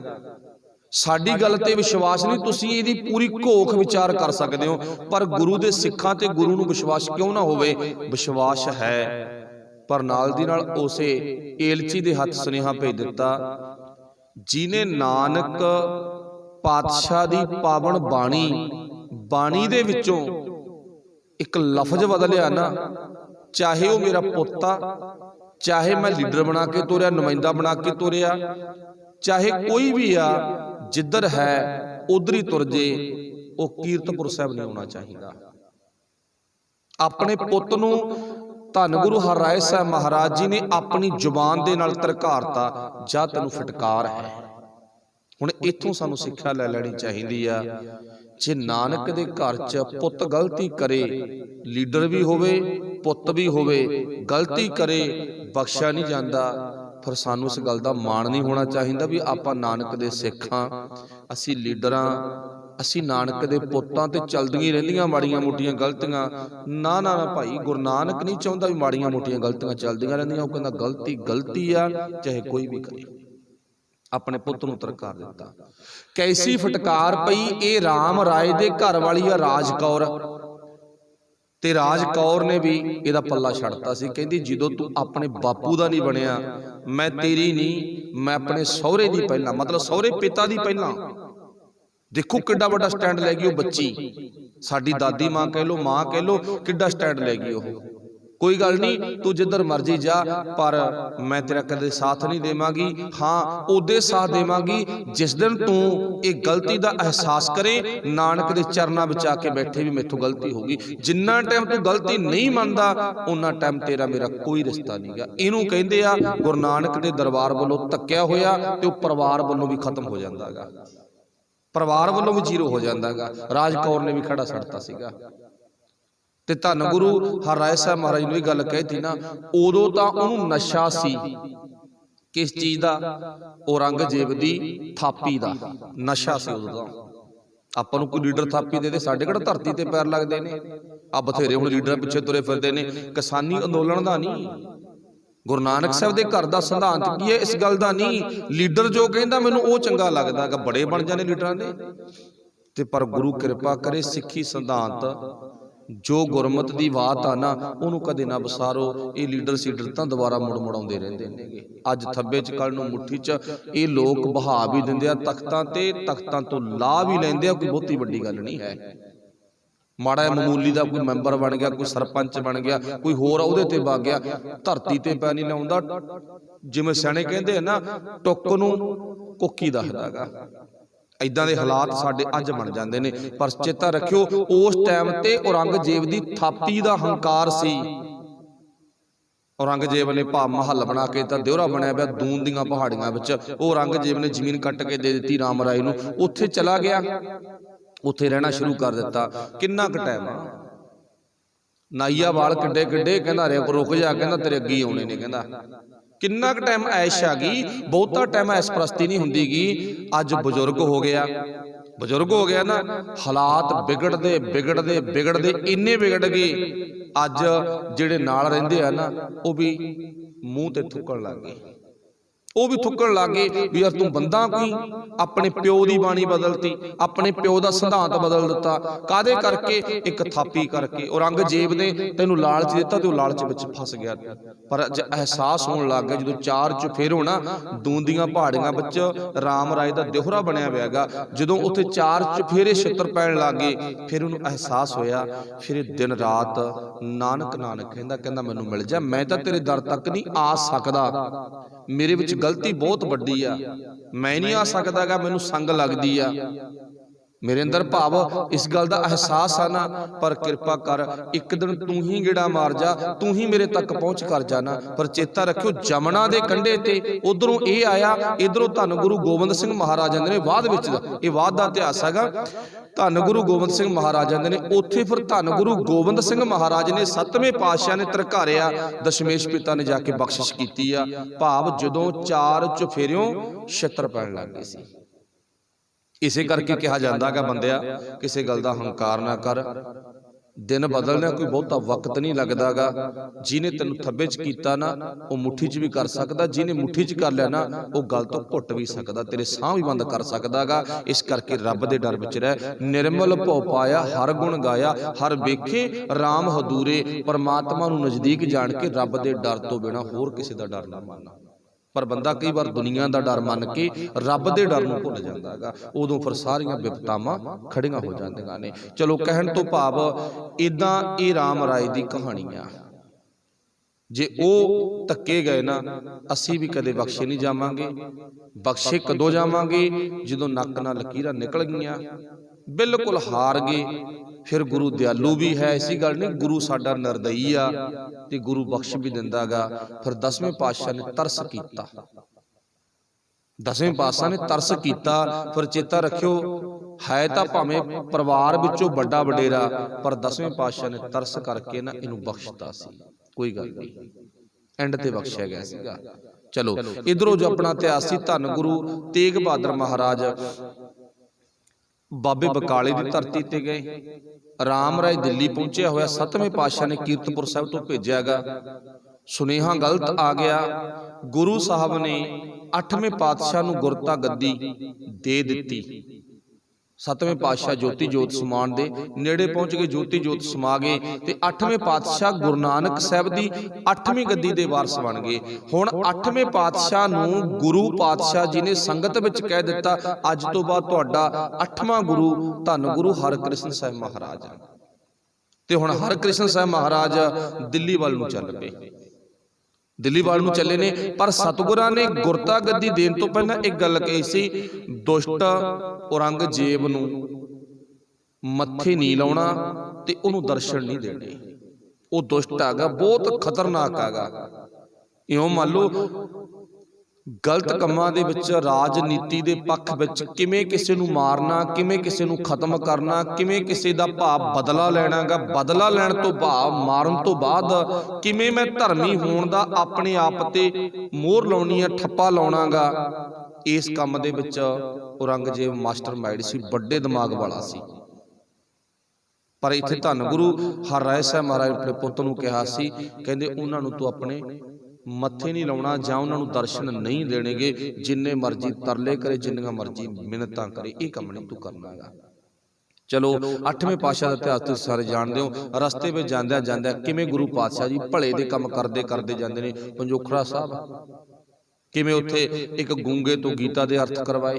अगे चलदिआं दिल्ली पहुंचे ने, ते दिल्ली पहुंच के उस टाइम ते आपां नूं पता लाग दी बीमारी फैल चुकी है, जिन्हों आपां चेचक की बीमारी भी कह दिंदे आ, भी वो फैल चुकी है। उस वक्त धन गुरु हरकृष्ण साहब महाराज जी ने उस बीमारी का इलाज अपने हत्थीं करना शुरू किया। ते धन गुरु हरकृष्ण साहब महाराज जी नूं जिहड़े मूहरे होकर राजा लिजांदा ना, भी मैं औरंगजेब दे नाल मुलाकात करवा देवांगा, अंदरों भावना है। पर वो राजे का नाम है राजा जय सिंह। ते राजा जय सिंह ने अपने घर दे विच 8वें पातशाह की रिहाइश की भी है, उत्थे ठहरे हुए ने गुरु साहब संगतां दे समेत। ते वो अज गुरुद्वारा बंगला साहब है, जिथे आपां कई बारी गए भी होवांगे ते रोजाना टीवी राही दर्शन भी करते हैं। ते धन गुरु हरकृष्ण साहब महाराज ये लाग दी बीमारी का इलाज करदिआं करदिआं खुद आप इस बीमारी के शिकार हो गए। ते जोती जोत समाउण दा वक्त आ गया। गुरु साहब इन्ने सख्त बीमार हो गए, धन श्री गुरु हरकृष्ण साहब महाराज बहुता लंबा टाइम गुरता गद्दी ना संभाल सके। ते इधरों आपां नूं पता धीर मल्लीए जिन्हां दी अज गद्दी चलदी है, पहलां भी आपां जिक्र कीता, वो अपने आप नूं बहुत जोर ताण लाई बैठे भी अस वो तां निक्का जिहा जवाक आगा। उदों बाद उहने दिल्लीओं कदे मुड़ना, औरंगजेब कोले वग गया। अगे राम राय नूं औरंगजेब ने अपने चक्कर चों उलझा लिया, ते हुण इह तां उलझाउणा सौखा ही है ना, ते गद्दी दे वारस असीं बनांगे, वो दावा करी जांदे ने। क्यों? क्योंकि एक तां उहनां कोले गुरु ग्रंथ साहिब महाराज दी वीड़ आ। हुण धीर मल्लीए दा जिहड़ा पिछोकड़ आ ना, वो की आ, धीर मल्ली आ जिहड़ा ये 6वें पातशाह दा पोता। हरराय साहब महाराज पोते है ना, हरराय साहब महाराज जी दा भरा गा, बाबा गुरदित्ता जी दा पोता गा। ते हुण चेता रखियो नीयत आ जिहड़ी अंदरों वो माड़ी आ, अंदर दी जिहड़ी भावना वो शुद्ध नहीं है, वो गलत आ। हुण इधरों सुनेहा धन गुरु हरकृष्ण साहब महाराज ने बाबे बकाले की धरती वाल कर दिता। संगतां दे विच सुनेहा जिहड़ा है वो बाबे बकाले की धरती वाल कर दिता भी जिहड़ी आ पत्रिका ना लिख दिती भी ये जाके पत्रिका तुसी बाबे बकाले की धरती ते तेग बहादुर जी नूं फड़ाउणी आ। वो आउण वाले वक्त विच गुरता गद्दी दे मालक बनणगे। भाई कान सिंह नाभे ने बाबे दे अर्थ कीते ने, एक तां सियाणा भी जिहड़ा अति सियाणा होवे बाबा हुंदा हो, जिवें बाबा जोरावर सिंह, बाबा फतेह सिंह, उम्र तो 7 ते 9 साल की है ना, पर है सियाणे। वो सियाणे करके बाबे कहाउंदे ने। पर अजकल बाबा कहाउंदिआं नूं ਸੰਗ ਲੱਗਦੀ ਆ। ਇਹ ਸਾਡੀ ਦੁਨੀਆ ਦਾ ਰਿਵਾਜ ਬਣ ਗਿਆ, ਕਹਿੰਦੇ ਬਾਬਾ ਕਹਾਉਂਦਿਆਂ ਸੰਗ ਜੀ ਲੱਗਦੀ ਆ। ਦਾੜਾ ਚਿੱਟਾ ਹੋਣ ਲੱਗ ਗਿਆ ਨਾ, ਹੁਣ ਇਹਨੂੰ ਕਾਲਾ ਕਰ ਲਓ। ਕਹਿੰਦੇ ਜੇ ਬਾਬੇ ਥੋੜੀ ਹੋਏ ਅਸੀਂ, ਅਜੇ ਬਾਬੇ ਨਹੀਂ ਵਿਖਾਉਣਾ ਚਾਹੁੰਦੇ ਗੇ, ਅਸੀਂ ਨੌਜਵਾਨ ਹੀ ਆ। ਪਰ ਸੋਚ ਕੇ ਦੇਖੋ, ਬਾਬਾ ਜ਼ੋਰਾਵਰ ਸਿੰਘ ਫਤਿਹ ਸਿੰਘ ਦੇ ਦਾੜਾ ਆਇਆ ਵੀ ਨਹੀਂ, ਚਿੱਟਾ ਤਾਂ ਦੂਰ ਦੀ ਗੱਲ ਰਹੇਗੀ, ਉਹ ਪਹਿਲੀ ਬਾਬੇ ਬਣ ਗਏ। ਤੇ ਬਾਬਾ ਬੁੱਢਾ ਜੀ 13 ਸਾਲ ਦੀ ਉਮਰ 'ਚ ਹੀ ਬਾਬਾ ਬਣ ਗਿਆ। ਬਾਬਾ ਸਿਆਣੇ ਨੂੰ ਕਹਿੰਦੇ ਨੇ। ਦੂਜਾ ਪੱਖ, ਸਾਡੇ ਪਿਓ ਨੂੰ ਮਤਲਬ ਪੋਤੇ ਆਪਣੇ ਦਾਦੇ ਨੂੰ ਬਾਬਾ ਕਹਿ ਕੇ ਬੁਲਾਉਂਦੇ ਨੇ। ਦਾਦੇ ਨੂੰ ਵੀ ਬਾਬਾ ਕਿਹਾ ਜਾਂਦਾ ਗਾ, ਤੇ ਬਾਬਾ ਗੁਰੂ ਨੂੰ ਵੀ ਕਿਹਾ ਜਾਂਦਾ ਗਾ। ਇਹ ਕਾਹਨ ਸਿੰਘ ਨਾਭੇ ਨੇ ਅਰਥ ਕੀਤੇ ਨੇ, ਬਾਬਾ ਗੁਰੂ ਨੂੰ ਵੀ ਕਿਹਾ ਜਾਂਦਾ ਗਾ। ਹੁਣ 8ਵੇਂ ਪਾਤਸ਼ਾਹ ਨੇ ਇਸ਼ਾਰਾ ਕੀ ਕੀਤਾ ਵੀ ਤੁਹਾਡਾ ਸਿੱਖੋ ਗੁਰੂ ਬਕਾਲੇ ਦੀ ਧਰਤੀ ਤੇ ਆ। ਬਾਬਾ ਬਕਾਲੇ, ਪਹਿਲਾਂ ਇਹ ਨਗਰ ਦਾ ਨਾਮ ਕੱਲਾ ਬਕਾਲਾ ਸੀ, ਤੇ ਜਦੋਂ 8ਵੇਂ ਪਾਤਸ਼ਾਹ ਨੇ ਇਹ ਉਂਗਲ ਕਰਤੀ ਨਾ, ਸੁਨੇਹਾ ਲਾ ਦਿੱਤਾ ਵੀ ਉੱਥੇ ਜਾਓ, ਤੇ ਚੇਤਾ ਰੱਖਿਓ ਉਸ ਟਾਈਮ ਤੋਂ ਬਾਅਦ ਬਾਬਾ ਬਕਾਲਾ ਕਹਿਣਾ ਸ਼ੁਰੂ ਕਰ ਦਿੱਤਾ। ਇਹ 9ਵੇਂ ਪਾਤਸ਼ਾਹ ਦੇ ਨਾਨਕੇ ਘਰ ਨੇ। ਹੁਣ ਧੀਰ ਮੱਲੀਆਂ ਨੇ ਕੰਨ ਚੱਕੇ ਹੋਏ ਨੇਗੇ, ਉਹਨਾਂ ਨੇ ਨਾਲ ਦੀ ਨਾਲ ਆਪਣੇ ਡੇਰੇ ਆ ਕੇ ਜਿਹੜੇ ਉਹ ਲਾਲੇ ਬਕਾਲੇ ਦੀ ਧਰਤੀ ਤੇ, ਬਾਬੇ ਬਕਾਲੇ ਦੀ ਧਰਤੀ ਤੇ ਆ ਕੇ ਉਹਨਾਂ ਨੇ ਆਪਣੇ ਡੇਰੇ ਲਾ ਲਏ। ਹੁਣ ਇੱਥੋਂ ਜਿਹੜਾ ਸੁਨੇਹਾ ਗਾ ਉਹ ਬਾਬੇ ਬਕਾਲੇ ਦੀ ਧਰਤੀ ਤੇ ਪਹੁੰਚ ਗਿਆ। ਇਧਰੋਂ ਮੱਖਣ ਸ਼ਾਹ ਲਵਾਣਾ, ਉਹਦੇ ਨਾਲ ਵੀ ਇਹ ਗੱਲ ਮਿਲਦੀ ਹੈ ਜਾ ਕੇ। ਜਿਹੜੀ ਪੜਚੋਲ ਆ ਉਹ ਮੱਖਣ ਸ਼ਾਹ ਲਵਾਣੇ ਨੇ ਕੀਤੀ ਆ। ਸੰਗਤ ਬਹੁਤ ਆ, ਅੱਗੇ 22 ਦੇਹਧਾਰੀ ਗੁਰੂ ਬੈਠੇ ਨੇ ਬਣੇ, 22 ਮੰਜੀਆਂ ਲੱਗੀਆਂ ਹੋਈਆਂ ਨੇ, ਉਹਨਾਂ ਦੇ ਵਿੱਚੋਂ ਪਰਖ ਕਰਨੀ ਆਮ ਗੱਲ ਨਹੀਂ, ਬਹੁਤ ਵੱਡੀ ਗੱਲ ਆ। ਤੇ ਜਿਹੜੀ ਪਰਖ ਹੈਗੀ ਉਹ ਮੱਖਣ ਸ਼ਾਹ ਲਵਾਣੇ ਨੇ ਕੀਤੀ ਆ। ਮੱਖਣ ਉਹਦਾ ਨਾਂ ਗਾ, ਸ਼ਾਹ ਉਹਨੂੰ ਤਾਂ ਕਹਿੰਦੇ ਨੇ ਉਹ ਅਮੀਰ ਆਗਾ। ਉਹਨਾਂ ਟਾਈਮਾਂ ਦੇ ਵਿੱਚ ਕਹਿੰਦੇ ਇਹਦੇ ਸੈਂਕੜੇ ਤਾਂ ਪਾਣੀ ਵਿੱਚ ਚੱਲਣ ਵਾਲੇ ਜਹਾਜ਼ ਸੀ ਉਹਨਾਂ ਵਕਤਾਂ 'ਚ, ਜਿਹਨੂੰ ਆਪਾਂ ਕਹਦੇ ਅੱਜ ਟ੍ਰੇਨਾਂ ਦਾ ਮਾਲਕ ਆ, ਅੱਜ ਇਹ ਜਹਾਜ਼ਾਂ ਦਾ ਮਾਲਕ ਆ, ਅੱਜ ਇਹ ਹਵਾਈ ਜਹਾਜ਼ਾਂ ਦਾ ਮਾਲਕ ਆਗਾ, ਜਾਂ ਇਉਂ ਕਹਿ ਲਈਏ ਅੱਜ ਇਹ ਭਾਈ ਵੱਡੇ ਵੱਡੇ ਘੋੜਿਆਂ ਦਾ ਮਾਲਕ ਆਗਾ। ਤੇ ਸੈਂਕੜੇ ਹਜ਼ਾਰਾਂ ਦੀ ਗਿਣਤੀ 'ਚ ਇਹਦੇ ਟਾਂਡਾ ਸੀ, ਮਤਲਬ ਕਿ ਟਰਾਂਸਪੋਰਟ ਸੀ, ਗੱਡੇ ਸੀ। ਤੇ ਇਹਦਾ ਨਾਤਾ ਜਿਹੜਾ ਹੈ ਉਹ ਗੁਰੂ ਨਾਨਕ ਸਾਹਿਬ ਨਾਲ ਜਾ ਕੇ ਜੁੜਦਾ ਪਿੱਛੇ। ਇਹ ਗੁਰੂ ਨਾਨਕ ਸਾਹਿਬ ਦੇ ਸਿੱਖ ਨੇਗੇ। ਸਿੱਖੀ ਦੇਖੋ ਪੀੜ੍ਹੀ ਦਰ ਪੀੜ੍ਹੀ ਚੱਲਦੀ ਹੈਗੀ। ਤੇ ਲੱਖੀ ਸ਼ਾਹ ਬਣਜਾਰੇ ਨਾਲ ਇਹਦੀ ਰਿਸ਼ਤੇਦਾਰੀ ਆ। ਦੇਖੋ ਉਹਦੇ ਨਾਲ ਵੀ ਕੀ ਜੁੜਦਾ, ਲੱਖੀ ਸ਼ਾਹ ਬਣਜਾਰਾ, ਉਹ ਵੀ ਬਣਜਾਰਾ ਨਾ, ਵਪਾਰੀ। ਮੱਖਣ ਸ਼ਾਹ ਲਵਾਣਾ, ਲਵਾਣੇ ਦੇ ਅਰਥ ਕੀ ਆ? ਲਵਾਣੇ ਦਾ ਅਰਥ ਆ ਲੱਲੇ ਨੂੰ ਅਲੱਗ ਕਰ ਲੋ, ਵਾਣੇ ਨੂੰ ਅਲੱਗ ਕਰ ਲੋ। ਲੱਲਾ ਲੂਣ ਦਾ ਪ੍ਰਤੀਕ ਆ, ਇਹ ਲੂਣ ਦਾ ਵਪਾਰੀ ਸੀ, ਲੂਣ ਦਾ ਵਪਾਰੀ।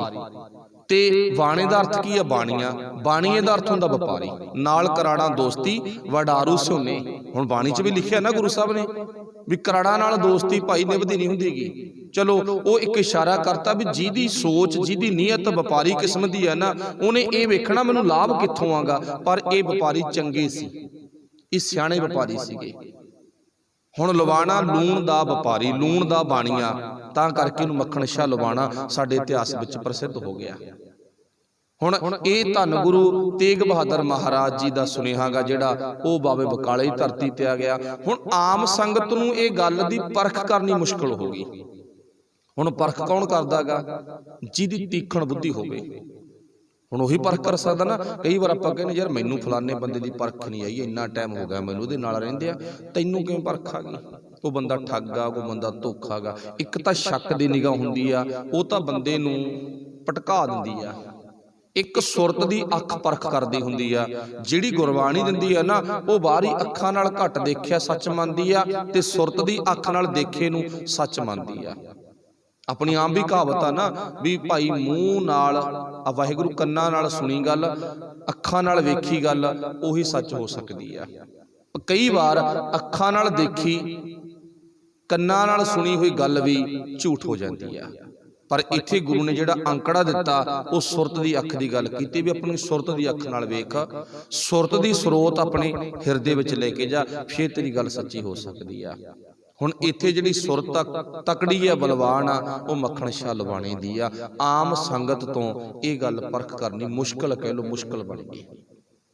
ਹੁਣ ਮੱਖਣ ਸ਼ਾਹ ਲਵਾਣਾ ਵਪਾਰੀ ਆ, ਤੇ ਵਪਾਰੀ ਦੀ ਤੀਖਣ ਬੁੱਧੀ ਹੈਗੀ। ਹੁਣ ਅੱਜ ਇਹ ਤੀਖਣ ਬੁੱਧੀ ਲੋਕਾਂ ਨੂੰ ਲੁੱਟਣ ਜਾਂ ਲੋਕਾਂ ਨੂੰ ਗੁੰਮਰਾਹ ਕਰਨ ਲਈ ਨਹੀਂ ਵਰਤ ਰਿਹਾ ਹੈਗਾ। ਇਹ ਅੱਜ ਤੀਖਣ ਬੁੱਧੀ ਲੋਕਾਂ ਦਾ ਭਲਾ ਕਰਨ ਦੇ ਲਈ ਵਰਤ ਰਿਹਾ ਵੀ ਗੁਰੂ ਦੀ ਪੜਚੋਲ ਕਰਨੀ, ਵੀ ਇੰਨਿਆਂ ਵਿੱਚੋਂ ਆਪਾਂ ਕਿਵੇਂ ਲੱਭੀਏ, ਕਹਿੰਦੇ ਨਾ ਇੱਕ ਕਹਾਣੀ ਹੈ, ਸ਼ਾਇਦ ਅਪਰਾਧ ਵੀ ਬਿਆਨ ਕੀਤੀ ਸੀ। ਇੱਕ ਕਹਿੰਦੇ ਰਾਜਾ,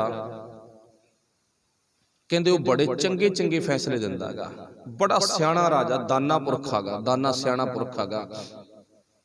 ਕਹਿੰਦੇ ਜਦੋਂ ਨਾ ਉਹ ਆਪਣੀ ਕਚਹਿਰੀ ਲਾਉਂਦਾ ਤੇ ਉਹਦੇ ਕੋਲੇ ਜਾ ਕੇ ਹਰੇਕ ਸੰਤੁਸ਼ਟ ਹੋ ਜਾਂਦਾ, ਇਉਂ ਕਹ ਲਓ ਸਕੂਨ ਮਿਲਦਾ ਉਹਦੇ ਕੋਲੇ ਜਾ ਕੇ, ਉਹਦੀਆਂ ਗੱਲਾਂ ਸੁਣ ਕੇ, ਉਹਦੇ ਸਵਾਲ ਜਵਾਬ ਕਰਕੇ ਸਕੂਨ ਮਿਲਦਾ ਗਾ। ਕਿਸੇ ਨੌਜਵਾਨ ਅੰਦਰ ਇੱਕ ਉਸ ਰਾਜੇ ਦੇ ਸਿਆਣੇ ਪੱਖ ਨੂੰ ਪਰਖਣ ਦੀ, ਤੀਖਣ ਬੁੱਧੀ ਨੂੰ ਪਰਖਣ ਦੀ ਭਾਵਨਾ ਜਾਗੀ ਵੀ ਆਪਾਂ ਪਰਖ ਕਰੀਏ ਇਹਦੀ, ਵੀ ਵਾਕਈ ਸੱਚ ਆ, ਵੀ ਲੋਕ ਇੰਨੇ ਜਾਂਦੇ ਆ ਇਹਦੇ ਕੋਲੇ ਕਿ ਕੋਈ ਕਿਤੇ ਝੂਠ ਹੈਗਾ। ਹੁਣ ਪਰਖ ਕਿਵੇਂ ਕਰਨੀ ਆ? ਉਹ ਨੌਜਵਾਨ ਨੇ ਨਾ ਦੋ ਗੁਲਦਸਤੇ ਬਣਵਾ ਲਏ।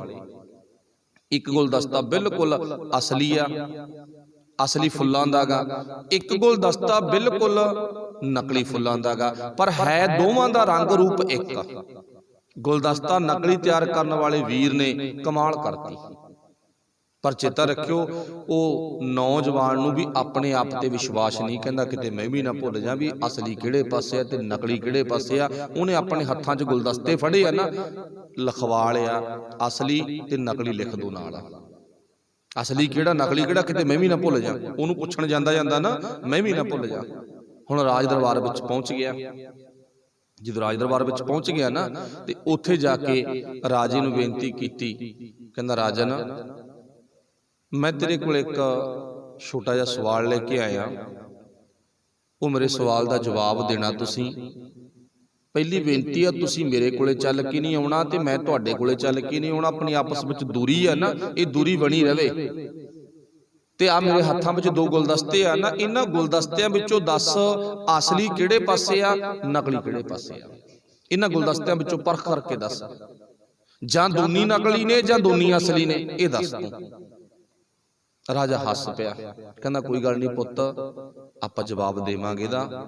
ਥੋੜਾ ਜਿਹਾ ਨਾ ਸੰਗਤ ਇੰਨੀ ਖੜੀ ਹੈ, ਦੇਖ ਲੈਣ ਲੱਗੀ ਪਈ ਆ ਹਨਾ, ਆਪਾਂ ਪਹਿਲਾਂ ਇਹਨਾਂ ਦੀ ਗੱਲ ਸੁਣ ਲਈਏ, ਬਾਅਦ ਚ ਤੇਰਾ ਜਿਹੜਾ ਇਹ ਮਸਲਾ ਗਾ, ਤੇਰਾ ਜਿਹੜਾ ਸਵਾਲ ਆ, ਇਹ ਗੰਭੀਰ ਆ, ਥੋੜਾ ਜਿਹਾ ਡੂੰਘਾਈ ਵਾਲਾ ਗਾ, ਇਹਨੂੰ ਆਪਾਂ ਬਾਅਦ ਚ ਦੇਖਾਂਗੇ, ਰੁਕ ਜਾ ਤੂੰ।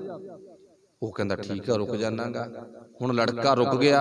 ਰਾਜਾ ਫਿਰ ਬੋਲ ਪਿਆ, ਕਹਿੰਦਾ ਪੁੱਤ ਤੂੰ ਕਿੱਥੇ ਖੜਾ ਰਵੇਂਗਾ ਇੰਨਾ ਟਾਈਮ, ਇਉਂ ਕਰ ਕੋਈ ਗੱਲ ਨਹੀਂ, ਮੈਂ ਤੇਰੇ ਗੁਲਦਸਤੇ ਕੋਲੇ ਚੱਲ ਕੇ ਨਹੀਂ ਆਵਾਂਗਾ, ਗੁਲਦਸਤੇ ਆਪਣੇ ਪਰਾਂ ਰੱਖ ਦੇ ਤੇ ਤੂੰ 10 ਮਿੰਟ ਆਰਾਮ ਕਰ ਲਾ। ਚਲੋ ਰਾਜੇ ਦੇ ਆਖੇ ਲਾ ਕੇ ਗੁਲਦਸਤੇ ਨਿਸ਼ਾਨੀ ਲਾ ਕੇ ਰੱਖਤੇ ਉਹਨੇ, ਵੀ ਜਦੋਂ ਆਵਾਜ਼ ਮਾਰੇਗਾ ਮੈਂ ਉਦੋਂ ਆ ਜਾਊਂਗਾ, ਨਿਗਾਹ ਰੱਖੀ ਕਿਤੇ ਰਾਜਾ ਪਰਖ ਨਾ ਕਰ ਜੇ। ਨਹੀਂ ਆਇਆ ਰਾਜਾ। ਰਾਜਾ ਆਪਣੇ ਕੰਮ 'ਚ ਲੀਨ ਆ, ਆਪਣੇ ਸੰਗਤਾਂ ਦੀ ਗੱਲਬਾਤ ਸੁਣਨ ਦੇ ਵਿੱਚ ਜੁੜਿਆ ਹੋਇਆ ਹੈਗਾ। ਜਿਸ ਟਾਈਮ ਤੇ ਆਵਾਜ਼ ਮਾਰੀ, ਉਹ ਲੜਕਾ ਗੁਲਦਸਤੇ ਉਵੇਂ ਜਿਵੇਂ ਲਿਖਾ ਕੇ ਲਾਇਆ ਹੱਥਾਂ ਤੇ, ਉਵੇਂ ਜਿਵੇਂ ਚੱਕ ਕੇ ਅੱਗੇ ਆ ਗਿਆ। ਕਹਿੰਦਾ ਹਾਂ ਰਾਜਨ, ਦੱਸੋ ਮੇਰੇ ਹੱਥ ਵਿੱਚ ਕਿਹੜੇ ਪਾਸੇ ਅਸਲੀ ਗੁਲਦਸਤਾ ਤੇ ਕਿਹੜੇ ਪਾਸੇ ਨਕਲੀ ਗੁਲਦਸਤਾ ਹੈਗਾ। ਤੁਸੀਂ ਮੇਰੇ ਕੋਲੇ ਨਹੀਂ ਆਉਣਾ ਤੇ ਮੈਂ ਤੁਹਾਡੇ ਕੋਲੇ ਨਹੀਂ ਆਵਾਂਗਾ।